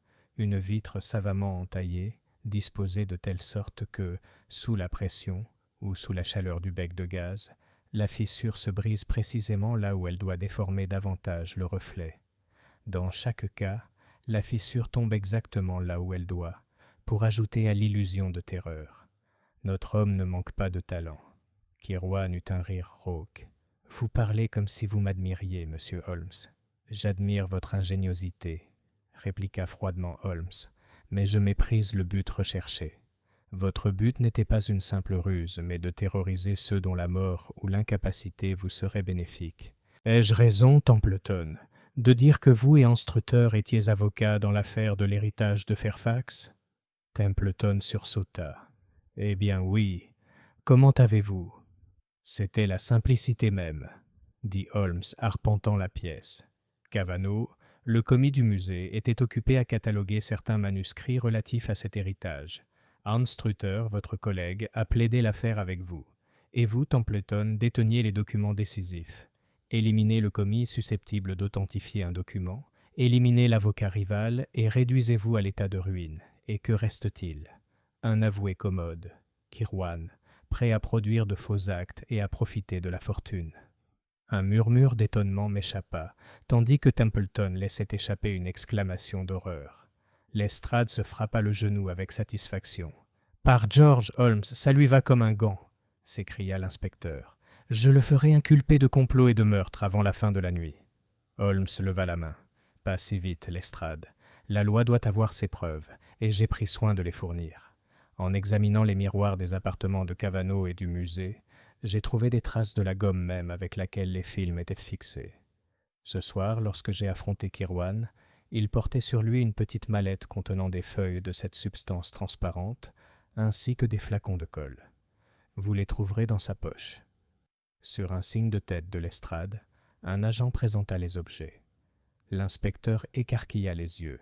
« Eh bien, Holmes, vous avez encore frappé. » Le regard de Holmes se durcit lorsqu'il regarda Kirwan. « Votre ingéniosité a presque été votre salut. Si vous vous étiez limité à la fraude et à la falsification, la loi ne vous aurait peut-être jamais atteint.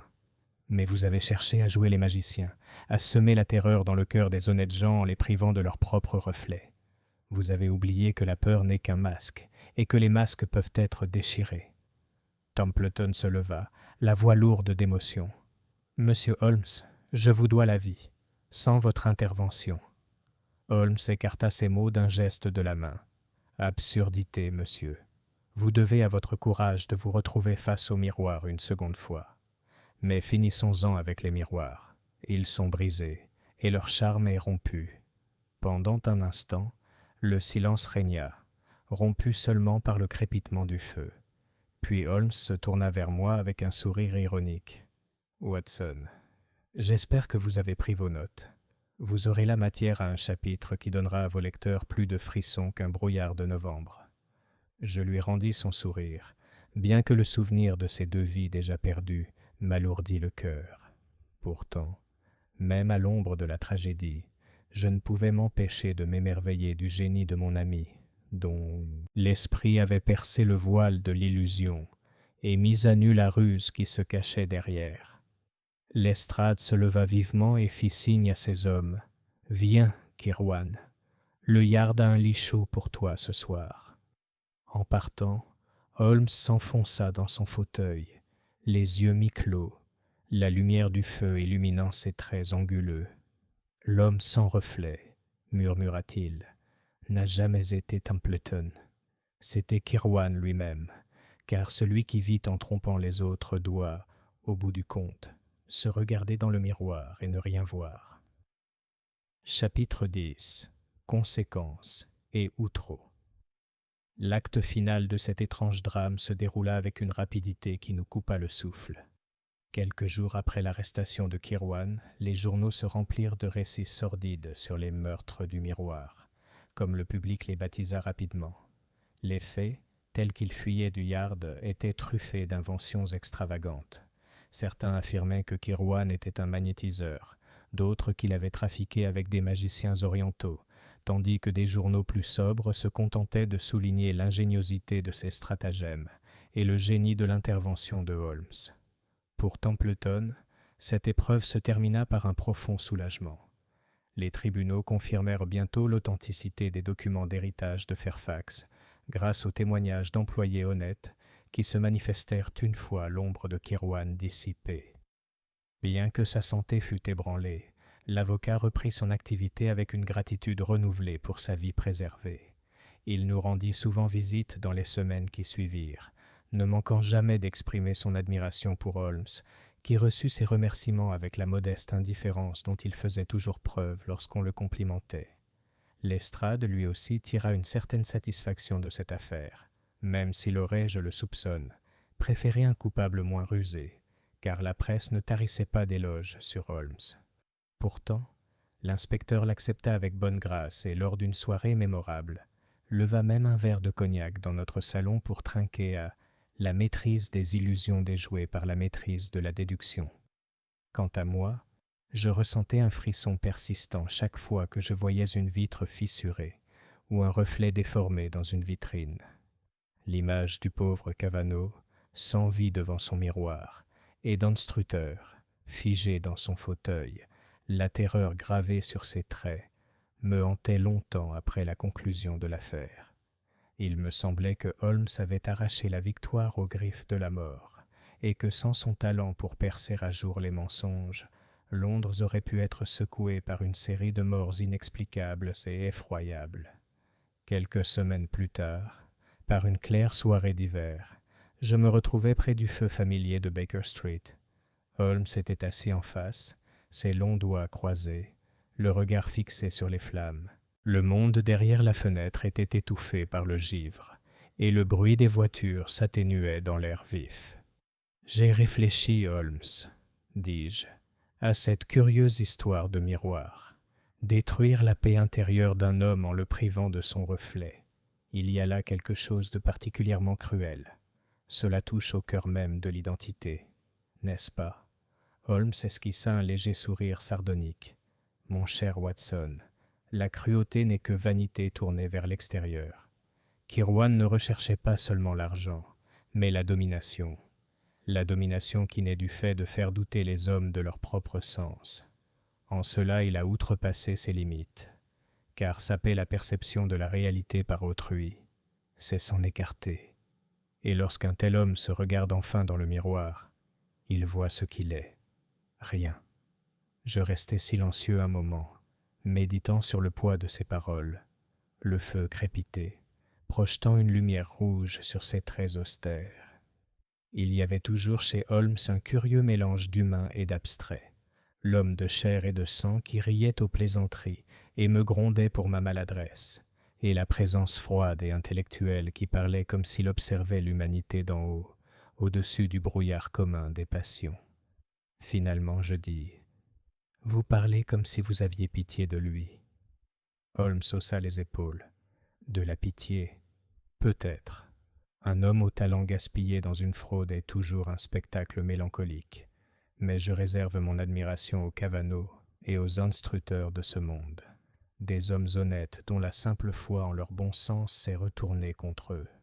C'est pour de tels hommes qu'il faut garder son épée bien aiguisée, Watson. » Il se leva alors, et changeant brusquement d'attitude, sortit son violon de son étui. Il passa l'archet sur les cordes, produisant un accord grave et mélancolique qui semblait faire écho à la mélancolie de ses paroles. Puis, d'un geste vif, il lança un air joyeux, les yeux étincelants d'une lueur sardonique. « Voilà, Watson, » dit-il lorsque la dernière note se fut éteinte. « Assez de miroirs et d'ombres. Le monde est rempli de fripons, et nous en entendrons parler bien assez tôt. En attendant, contentons-nous de nos réflexions et laissons celui qui n'en avait pas à la justice. » Et ainsi se termina l'affaire de l'homme sans réflexion. Un cas qui, bien qu'il m'ait fait frissonner en le racontant, ne peut que me sembler l'une des plus singulières et des plus instructives de toutes les aventures que j'ai partagées avec mon grand ami, Monsieur Sherlock Holmes. Chapitre 11. Un épilogue dans le brouillard.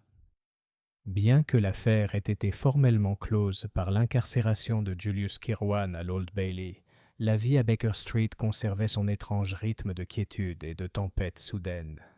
Pendant quelques jours, Holmes se plongea dans l'étude des premiers procédés de fabrication du verre vénitien, retraçant l'histoire de la miroiterie avec le même zèle qu'il aurait pu mettre à étudier le pédigré d'un criminel. Je le retrouvai un matin au milieu d'une pile d'in-folio, discourant sur l'utilisation des miroirs convexes dans les palais de la Renaissance, comme si toute cette affaire n'avait été qu'une note de bas de page dans l'histoire de l'optique. Pourtant, la ville n'avait pas si facilement rejeté l'affaire. Partout où j'allais, j'entendais parler de l'homme sans reflet. Dans les salons, les dames chuchotaient mesmérisme et enchantements orientaux. Dans les tavernes, commis et portiers parlaient de fantômes et de malédictions. La vérité, bien que révélée par Holmes, semblait presque trop rationnelle pour un public épris de merveilles. Un soir, alors que nous marchions le long du quai, les lampes luisant faiblement à travers un voile de brume, je me suis risqué à le dire. « Vous avez dissipé l'illusion pour nous, Holmes, mais pas pour Londres. Les gens préfèrent croire à la magie. » Holmes eut un petit rire. « Parce que, mon cher Watson, la magie est plus facile à croire que la malice. Il est plus réconfortant d'imaginer un esprit dans un miroir que d'admettre l'existence d'un escroc habile avec du chewing-gum et un scalpel. Le public s'accroche à ces fantômes parce que la vérité est plus laide. Des hommes ordinaires, avec des mains ordinaires, peuvent faire des dégâts extraordinaires. » Il marqua une pause, le regard fixé sur l'eau noire qui coulait sous les ponts. « Pourtant, c'est cette vérité même qui me pousse à exercer mon métier. Débarrassez-vous de son prestige, et le crime n'est qu'une lâcheté masquée. Retirez ce manteau, et le lâche recule devant la loi. » Je restai silencieux, car ces paroles me frappèrent avec la force d'une conviction. En temps voulu, j'assistai au procès de Kirwan, cité comme témoin avec Holmes et Templeton. La salle d'audience était bondée de spectateurs impatients d'apercevoir le célèbre escroc. L'accusation présenta la chaîne de preuves avec un soin méticuleux. Les films, le chewing-gum, les lettres de menaces, les témoignages des logeuses et des employés qui l'avaient vu flâner. Holmes, lorsqu'il fut appelé, fit sa version avec sa précision habituelle, dévoilant le mystère jusqu'à ce que le jury murmure de stupeur. Kirwan lui-même écoutait d'un air maussade, ses traits décharnés ne trahissant ni remords ni peur. Il ne leva les yeux qu'une seule fois, lorsque Holmes décrivit le moment de la capture. Leurs regards se croisèrent de l'autre côté de la cour, et je vis à cet instant une étrange reconnaissance, comme si chacun reconnaissait chez l'autre un esprit d'une égale subtilité, tourné vers des fins opposées. Puis l'instant passa, et le regard de Kirwan se posa sur la rambarde du quai. Le verdict fut rapide, coupable de complot et d'homicide involontaire. La peine, la déportation à perpétuité. Tandis qu'on l'emmenait, j'ai cru l'entendre murmurer quelque chose, mais je n'ai pas saisi ses paroles. Holmes, cependant, haussa un sourcil et me confia plus tard, avec un sourire ironique, que Kirwan avait murmuré « Même le verre se brise, Holmes ». Le procès terminé, Templeton retourna enfin dans son cabinet, tout en avouant qu'il ne pourrait plus jamais se regarder dans le miroir sans se remémorer ses nuits épouvantables.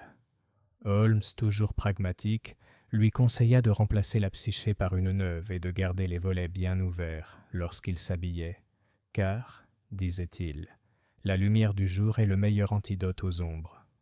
Pour ma part, je repris mes activités, même si un malaise persistait chaque fois que le hasard me plaçait devant une vitre fissurée. Cette affaire m'avait laissé une impression sans précédent, la conviction que la ruse humaine, alliée à l'illusion, pouvait conduire les hommes au bord de la folie plus sûrement que n'importe quel coup de violence. Et pourtant, dans les moments de calme au coin du feu à Baker Street, quand Holmes discourait d'un ton léger sur la cendre de tabac ou la migration des abeilles, je ressentais à nouveau cette assurance constante que sa présence me procurait toujours. Car s'il existait des hommes capables de dérober des réflexions, il existait aussi Sherlock Holmes, celui qui les restituait. Ainsi se termine, en vérité, l'aventure de l'homme sans réflexion, que le public s'en souvienne comme de la magie, du magnétisme ou simplement d'un tour de verre. Je l'écris à la postérité. Pour ma part, je le garde pour souvenir des limites de la peur et du courage rare d'un homme dont le génie a adouci les ténèbres de Londres. Chapitre 12. Une coda dans la fumée et le silence. La saison était devenue amère lorsque j'ai mis de côté mes notes sur l'affaire des miroirs. La neige givrait les avant-toits de Baker Street, et les cris des vendeurs de journaux se faisaient rares et étouffés dans l'air glacé. Pourtant, dans notre salon, le feu brûlait intensément, et le vieux tapis persan était chaud sous nos pieds. Holmes était allongé dans son fauteuil, les volutes bleues de la fumée de sa pipe enveloppant son profil de faucon, tandis que je lisais à voix haute l'édition du soir de Le Times. La condamnation de Julius Kirwan, ai-je cité, marque la fin de l'une des affaires les plus singulières de ces dernières années. L'accusé, un avocat à la réputation peu orthodoxe, employa des moyens plus adaptés à la scène qu'aux tribunaux. Ses illusions, bien qu'ingénieuses, ne firent finalement pas le poids face aux facultés de M. Sherlock Holmes de Baker Street. Holmes eut un léger rire.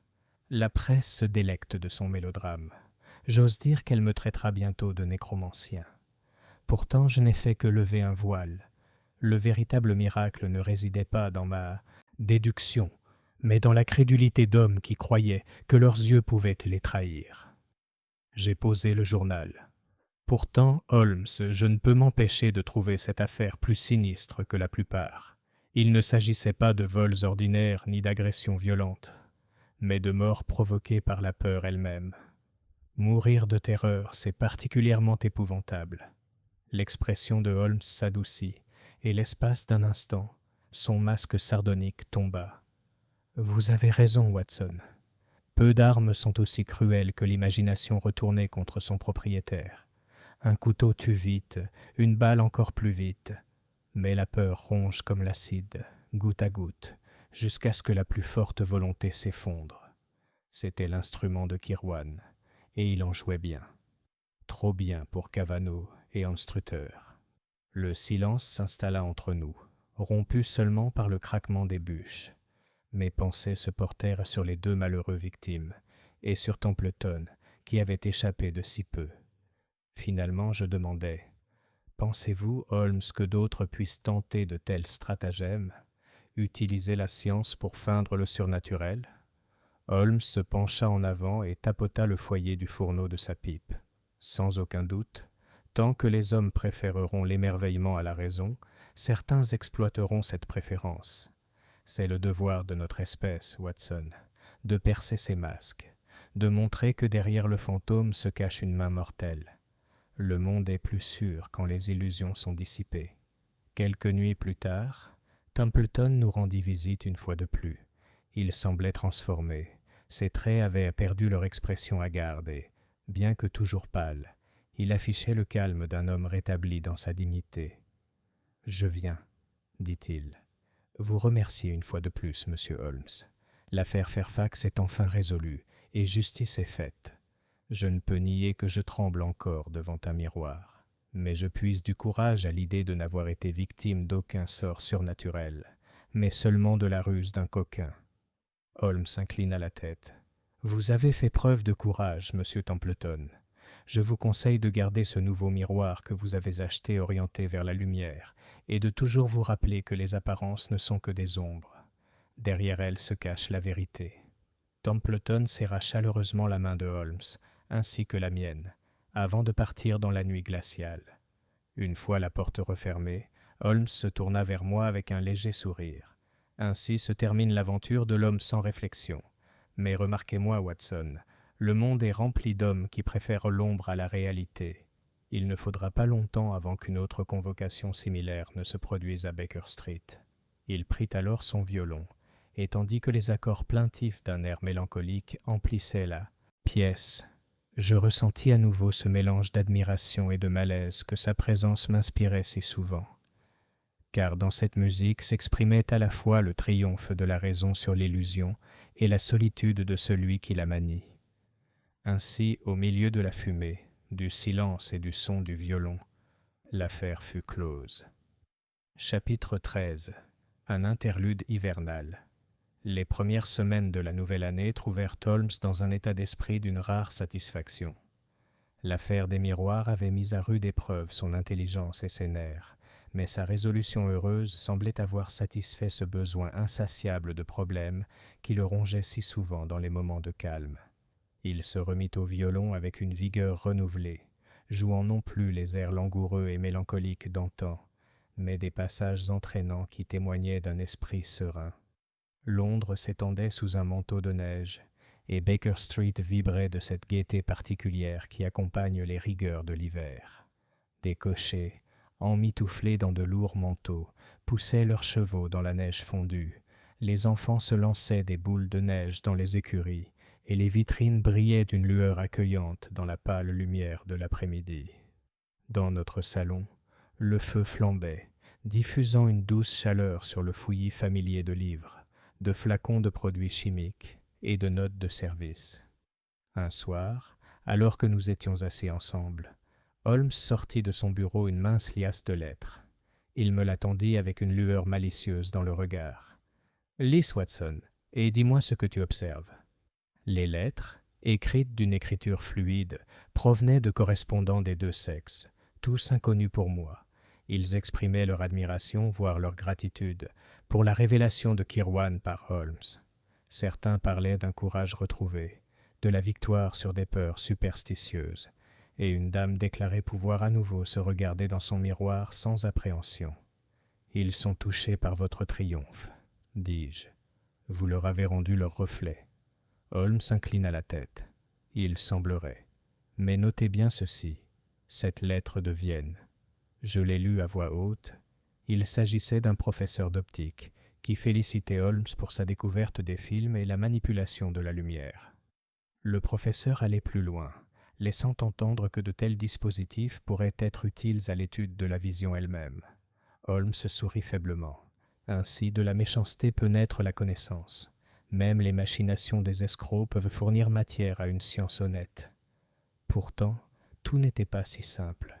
Bien que l'affaire fût close, des rumeurs persistaient dans certains milieux selon lesquels Kirwan n'était que l'agent d'une puissance supérieure. Certains juraient qu'il avait appris son art auprès d'un maître étranger, d'autres qu'il avait des complices qui rôdaient encore dans le brouillard londonien. Un soir, rentrant tard d'une consultation, je trouvai Holmes plongé dans une conversation avec un inconnu, dont les traits étaient à moitié cachés par le bord de son chapeau. L'homme s'éloigna rapidement à mon arrivée, mais je perçus un regard perçant et attentif. « Qui était ce Holmes ?» demandai-je. « Un messager, » répondit-il brièvement. Puis, voyant mon air curieux, il ajouta « Vous pouvez être tranquille, Watson. L'affaire est close. Mais les vagues continuent de se propager, et il faut être attentif à la façon dont elles frappent le rivage. Je n'ai pas insisté davantage, connaissant son habitude de ne rien dire avant d'avoir obtenu la certitude. Pourtant, je ne pouvais me défaire du malaise que ces paroles m'inspiraient.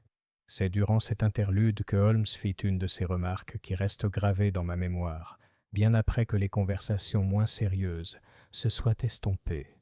Nous parlions de Kirwan, dont le procès et la condamnation faisaient encore beaucoup parler. « Crois-tu, Holmes, demandai-je, qu'il se soit jamais regardé dans un miroir sans se tromper?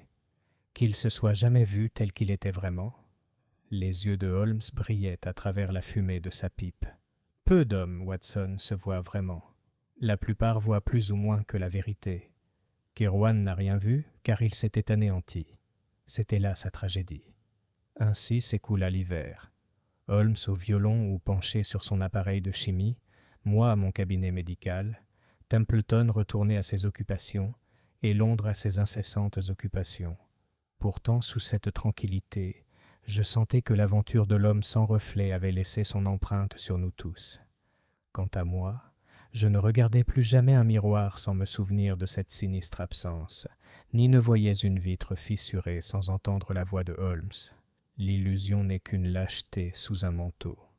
Et bien que la neige tombait doucement et que le feu crépitait joyeusement dans Baker Street, je ne pouvais m'empêcher de penser que cet interlude n'était qu'une pause entre deux actes, et que quelque part au-delà du verre dépoli, un autre appel s'agitait déjà, prêt à nous entraîner une fois de plus dans le labyrinthe des mystères de Londres. Chapitre 14. La réflexion finale. C'est au premier dégel de mars, alors que les brouillards commençaient à se lever et que les ruisseaux de Londres ruisselaient d'eau de fonte, que Holmes et moi avons enfin abordé l'affaire sur un ton définitif. L'affaire des miroirs avait occupé une grande partie de nos pensées tout au long de l'hiver, mais à mesure que les jours allongeaient, l'attention de la ville se tournait vers de nouveaux scandales, de nouveaux crimes et le flot incessant des débats parlementaires. Ce n'est qu'à Baker Street que l'affaire est restée vive, car dans l'esprit de mon compagnon, chaque problème résolu laissait derrière lui un résidu de spéculation, comme de la cendre dans une cheminée après que le feu se soit éteint. Je le trouvai un soir assis à la fenêtre, contemplant la rue sombre. Son violon reposait nonchalamment sur ses genoux, et la fumée de sa pipe montait lentement. Nous restâmes longtemps silencieux, jusqu'à ce qu'il prenne enfin la parole. « Watson, dit-il, avez-vous réfléchi à ce que signifie pour un homme perdre son reflet ?» J'ai souri faiblement. « Vous l'avez expliqué vous-même, Holmes. Un film sur la vitre, un jeu de lumière. » Il agita la main avec impatience. « Je ne parle pas des artifices de Kirwan, mais de la chose elle-même. Un reflet est une sorte de preuve, n'est-ce pas ? La preuve que l'on existe au monde comme étant plus qu'une simple illusion. Priver un homme de cette preuve, c'est le déstabiliser, le pousser à remettre en question son être même. C'était astucieux, diaboliquement. Et pourtant, cela en dit plus sur le criminel que sur sa victime, car Kirwan lui-même était l'homme sans reflet. Il vivait dans la fraude, dans l'ombre, sous des masques. Une fois le masque arraché, il ne restait plus rien. Je restais silencieux, frappé comme toujours par le mélange de philosophie et de précision dans les pensées de Holmes. « Alors tu as pitié de lui ?» demandai-je enfin. Le regard de Holmes se porta à nouveau sur la rue en contrebas. « Je réserve ma pitié à ceux qui sont tombés dans ces pièges, Cavanagh et Anstruther, des hommes aux dons modestes mais au cœur honnête. Leur mort me pèse plus que son sort. Mais de la pitié pour Kirwan? Non. Il jouait avec la peur comme avec une pièce de monnaie, la jetant sur la table pour voir qui broncherait. Un homme qui gagne sa vie en détruisant la raison des autres doit s'attendre à ce que la sienne finisse par s'effondrer. Le feu faiblit, et tandis que je l'allumais, Holmes se leva et fit les 100 pas devant l'âtre. « Voyez-vous, Watson, l'illusion est une arme plus subtile qu'une lame ou un pistolet. Elle ne requiert aucun muscle, seulement de l'imagination, et l'imagination est la plus perfide de toutes. Elle peut exalter ou détruire. Dans ce cas précis, elle a détruit. » Il marqua une pause, les yeux brillants à la lueur du feu. Et c'est pourquoi, je pense, les hommes doivent s'accrocher à la raison. La raison est le véritable miroir, immaculé, sans fissure. Elle reflète le monde tel qu'il est, et non tel que la peur voudrait le représenter. J'ai noté ces mots immédiatement, car j'y ressentais l'essence même du credo de Holmes. Une semaine plus tard, Templeton dîna de nouveau avec nous. Il avait retrouvé une bonne partie de ses couleurs et parlait gaiement de son travail. Pourtant, lorsqu'il se leva pour partir, il s'attarda près de la cheminée et regarda fixement le petit miroir ovale qui y était, accroché. « J'ai craint autrefois de ne plus jamais supporter une telle vision, » dit-il doucement. « Mais maintenant, je vois que ce n'est que du verre, ni plus ni moins. Monsieur Holmes, vous m'avez rendu non seulement la vie, mais aussi mon reflet. » Holmes inclina gravement la tête. « Alors, ça valait la peine, monsieur. » Une fois Templeton parti, Holmes se tourna vers moi avec un sourire sardonique. « Vous voyez, Watson, encore un client ramené à la banalité. Le monde peut conserver ses merveilles. Je me contenterai de prouver qu'elles sont fausses. » Il prit son violon et joua un air doux, les notes s'élevant comme une bénédiction au-dessus du crépitement du feu. Et en l'écoutant, je songeais que de toutes les étranges aventures que nous avions partagées, aucune n'avait suscité un malaise aussi profond que le cas de l'homme sans réflexion, car cela m'avait montré non seulement l'ingéniosité du crime, mais aussi la fragilité de la raison elle-même, et la valeur incommensurable de l'ami qui se tenait là comme son gardien. J'ai ainsi relaté l'histoire dans son intégralité, afin que ceux qui la liront puissent comprendre combien l'esprit humain peut être facilement trompé, et combien il est nécessaire que des hommes clairvoyants soient parmi nous. Et si, dans les années à venir, un lecteur se regarde dans un miroir et se demande, l'espace d'un instant, s'il se voit vraiment, qu'il se console en se disant que Sherlock Holmes a un jour posé cette question et y a répondu avec raison. Et ainsi le rideau tombe sur l'aventure de l'homme sans réflexion. Chapitre 15. Le dernier mot de Lestrade. J'avais cru que l'affaire se concluait par les réflexions philosophiques de Holmes au coin du feu, mais le destin nous réservait un dernier coup de théâtre avant que l'aventure ne touche véritablement à sa fin. C'était début avril, et la ville s'éveillait au printemps. Les châtaigniers le long de l'embankment arboraient un vert tendre, et les vendeurs de journaux parlaient de guerres étrangères et de débats intérieurs plutôt que de miroirs brisés ou de reflets évanouis. Un matin, alors que je m'apprêtais à partir pour mon cabinet, Lestrade apparut en personne à Baker Street. Il était bien habillé, quoiqu'un peu prétentieux, comme c'est souvent le cas chez les policiers qui ont goûté à l'attention de la presse. « Bonjour, monsieur Holmes, docteur, » dit-il en s'installant dans le fauteuil face au feu. Vous serez heureux d'apprendre que Kirwan part pour les colonies cette semaine. Un transport et une vie difficile l'attendent. Ce chapitre est clos. Holmes inclina la tête. Je vous félicite, Lestrade. Le Yard peut être fier d'avoir un méchant bien en cage. Lestrade pinça les lèvres. Et pourtant, monsieur Holmes, je reconnais que vous aviez raison dès le départ. Ces films, la gomme, l'angle de la lumière, nous n'aurions jamais pu les tracer sans... votre œil. Je l'ai dit au chef. Holmes eut un petit rire sec. Les compliments de Scotland Yard sont plus rares que les diamants. Je vous remercie. Mais Lestrade n'avait pas terminé. Il se pencha en avant, baissant la voix. Entre nous, Holmes, on raconte que Kirwan n'aurait pas travaillé seul. On aurait trouvé des rumeurs de correspondance étrangère dans son bureau, des lettres à moitié brûlées. On n'a rien pu retrouver, mais j'ai pensé que vous aimeriez le savoir. Le regard de Holmes s'aiguisa, bien qu'il ne dise rien. Lestrade poursuivit. Personnellement, je crois que Kirwan était tout à fait capable de s'en sortir seul. Pourtant, tu as toujours eu le flair pour les grandes tendances. Si un autre cas similaire se présente, je n'hésiterai pas à te faire appeler. Il se leva alors, nous serra la main et partit, laissant derrière lui une légère odeur de fonctionnaire et de fumée de cigare. Après le départ de Lestrade, Holmes resta longtemps à la fenêtre, les mains jointes dans le dos. Il finit par parler.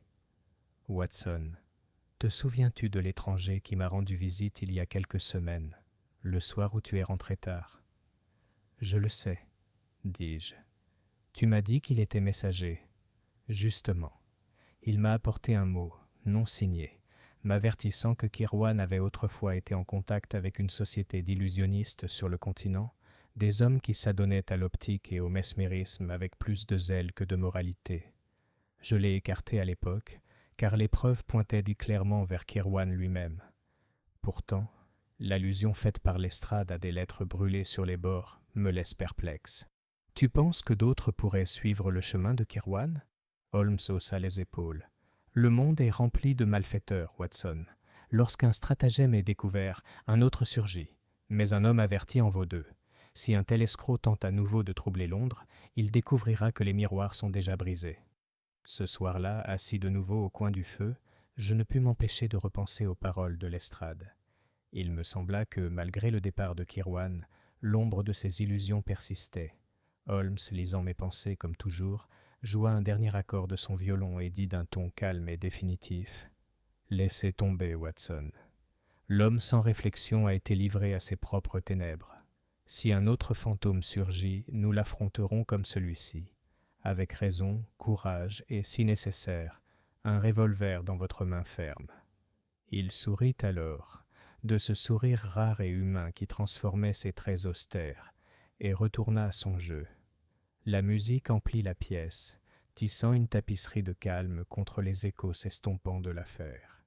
Et ainsi, avec le dernier mot de Lestrade et l'accord final de Holmes, l'aventure de l'homme sans réflexion est entrée dans l'histoire, une affaire à la fois grotesque et profonde, dans laquelle des miroirs ont été brisés, des illusions brisées, et la vérité, comme toujours, a prévalu. Chapitre 16. Les adieux de Watson. Le printemps s'est transformé en début d'été, et avec lui, le souvenir de notre dernière aventure a commencé à s'effacer dans mon esprit. Pourtant, alors que je prends la plume pour clore ce récit, je me sens obligé d'y ajouter une dernière réflexion personnelle, car l'histoire de l'homme sans réflexion évoque, je crois, autant Sherlock Holmes que Julius Kirwan. Holmes, bien qu'il ait balayé les éloges d'un revers de main, n'avait jamais été aussi lui-même que dans cette affaire. Il avait affronté un adversaire qui ne recourait pas à la force brute, mais à des illusions sournoises, des ruses conçues pour s'attaquer à la raison elle-même. De telles armes, plus que les balles ou les couteaux, sont dangereuses pour l'esprit commun, car elles minent la confiance qu'on a en ses propres sens. Pourtant, c'est ici que mon ami brillait le plus, car sa foi en la raison était absolue. Aucune fissure dans la vitre, aucun tremblement de la voix d'un client ne pouvait ébranler cette foi inébranlable. Je me souviens, aussi clairement que si c'était hier, de la première nuit où Templeton se tenait devant nous à Baker Street, pâle et désespéré, déclarant qu'il ne projetait aucun reflet. Pour tout médecin ordinaire, cela aurait dû ressembler à de la folie, un trouble nerveux, une hallucination. Mais Holmes a immédiatement compris que là où d'autres percevaient l'impossible, se cachait forcément un mécanisme caché. Et ce fut le cas. 2 hommes honnêtes ont péri, c'est vrai, et leur perte me pèse encore. Mais Templeton a été épargné, et Londres s'est débarrassée d'un rusé coquin, qui aurait pu autrement causer d'innombrables dégâts. C'est, je pense, un grand service rendu à la ville que nous aimions tous deux. Quant à Holmes, il traitait cette affaire comme une affaire parmi tant d'autres, se tournant rapidement vers d'autres problèmes, avec le même appétit insatiable. Pourtant, j'ai remarqué dans ces moments d'inattention une ombre dans son regard lorsque le feu faiblit et que la pièce se calme. C'est comme s'il ressentait lui aussi la cruauté particulière de ce crime, qui a fait une arme non pas d'acier, mais de peur. Peut-être à ces moments-là, se rappelait-il qu'aucun homme, aussi déterminé soit-il, n'est totalement à l'abri de l'illusion. Et Kirwan, il est parti, transporté outre-mer, son nom ayant déjà disparu des gros titres. Je ne peux éprouver aucune sympathie pour lui, mais je ne peux pas non plus chasser l'image qu'évoquait Holmes, l'homme sans reflet, une créature creuse, intelligente mais vide, qui ne vivait que du vol de la substance d'autrui. Ainsi se termine ce récit. Les rues de Londres sont encore enveloppées de brouillard, les fiacres claquent toujours, les réverbères à gaz brillent encore faiblement dans la nuit. Quelque part, même maintenant, le crime rôde dans l'ombre. Mais tant que mon ami Sherlock Holmes marchera parmi nous, lucide et inexorable, la vérité ne manquera pas de défenseur. Et si jamais une pauvre âme se regarde à nouveau dans un miroir et tremble de se retrouver absente, qu'elle prenne courage, car l'illusion disparaîtra, l'ombre se dissipera, et la raison brillante, inébranlable et impitoyable, demeurera. Ainsi se termine l'aventure singulière de l'homme sans réflexion.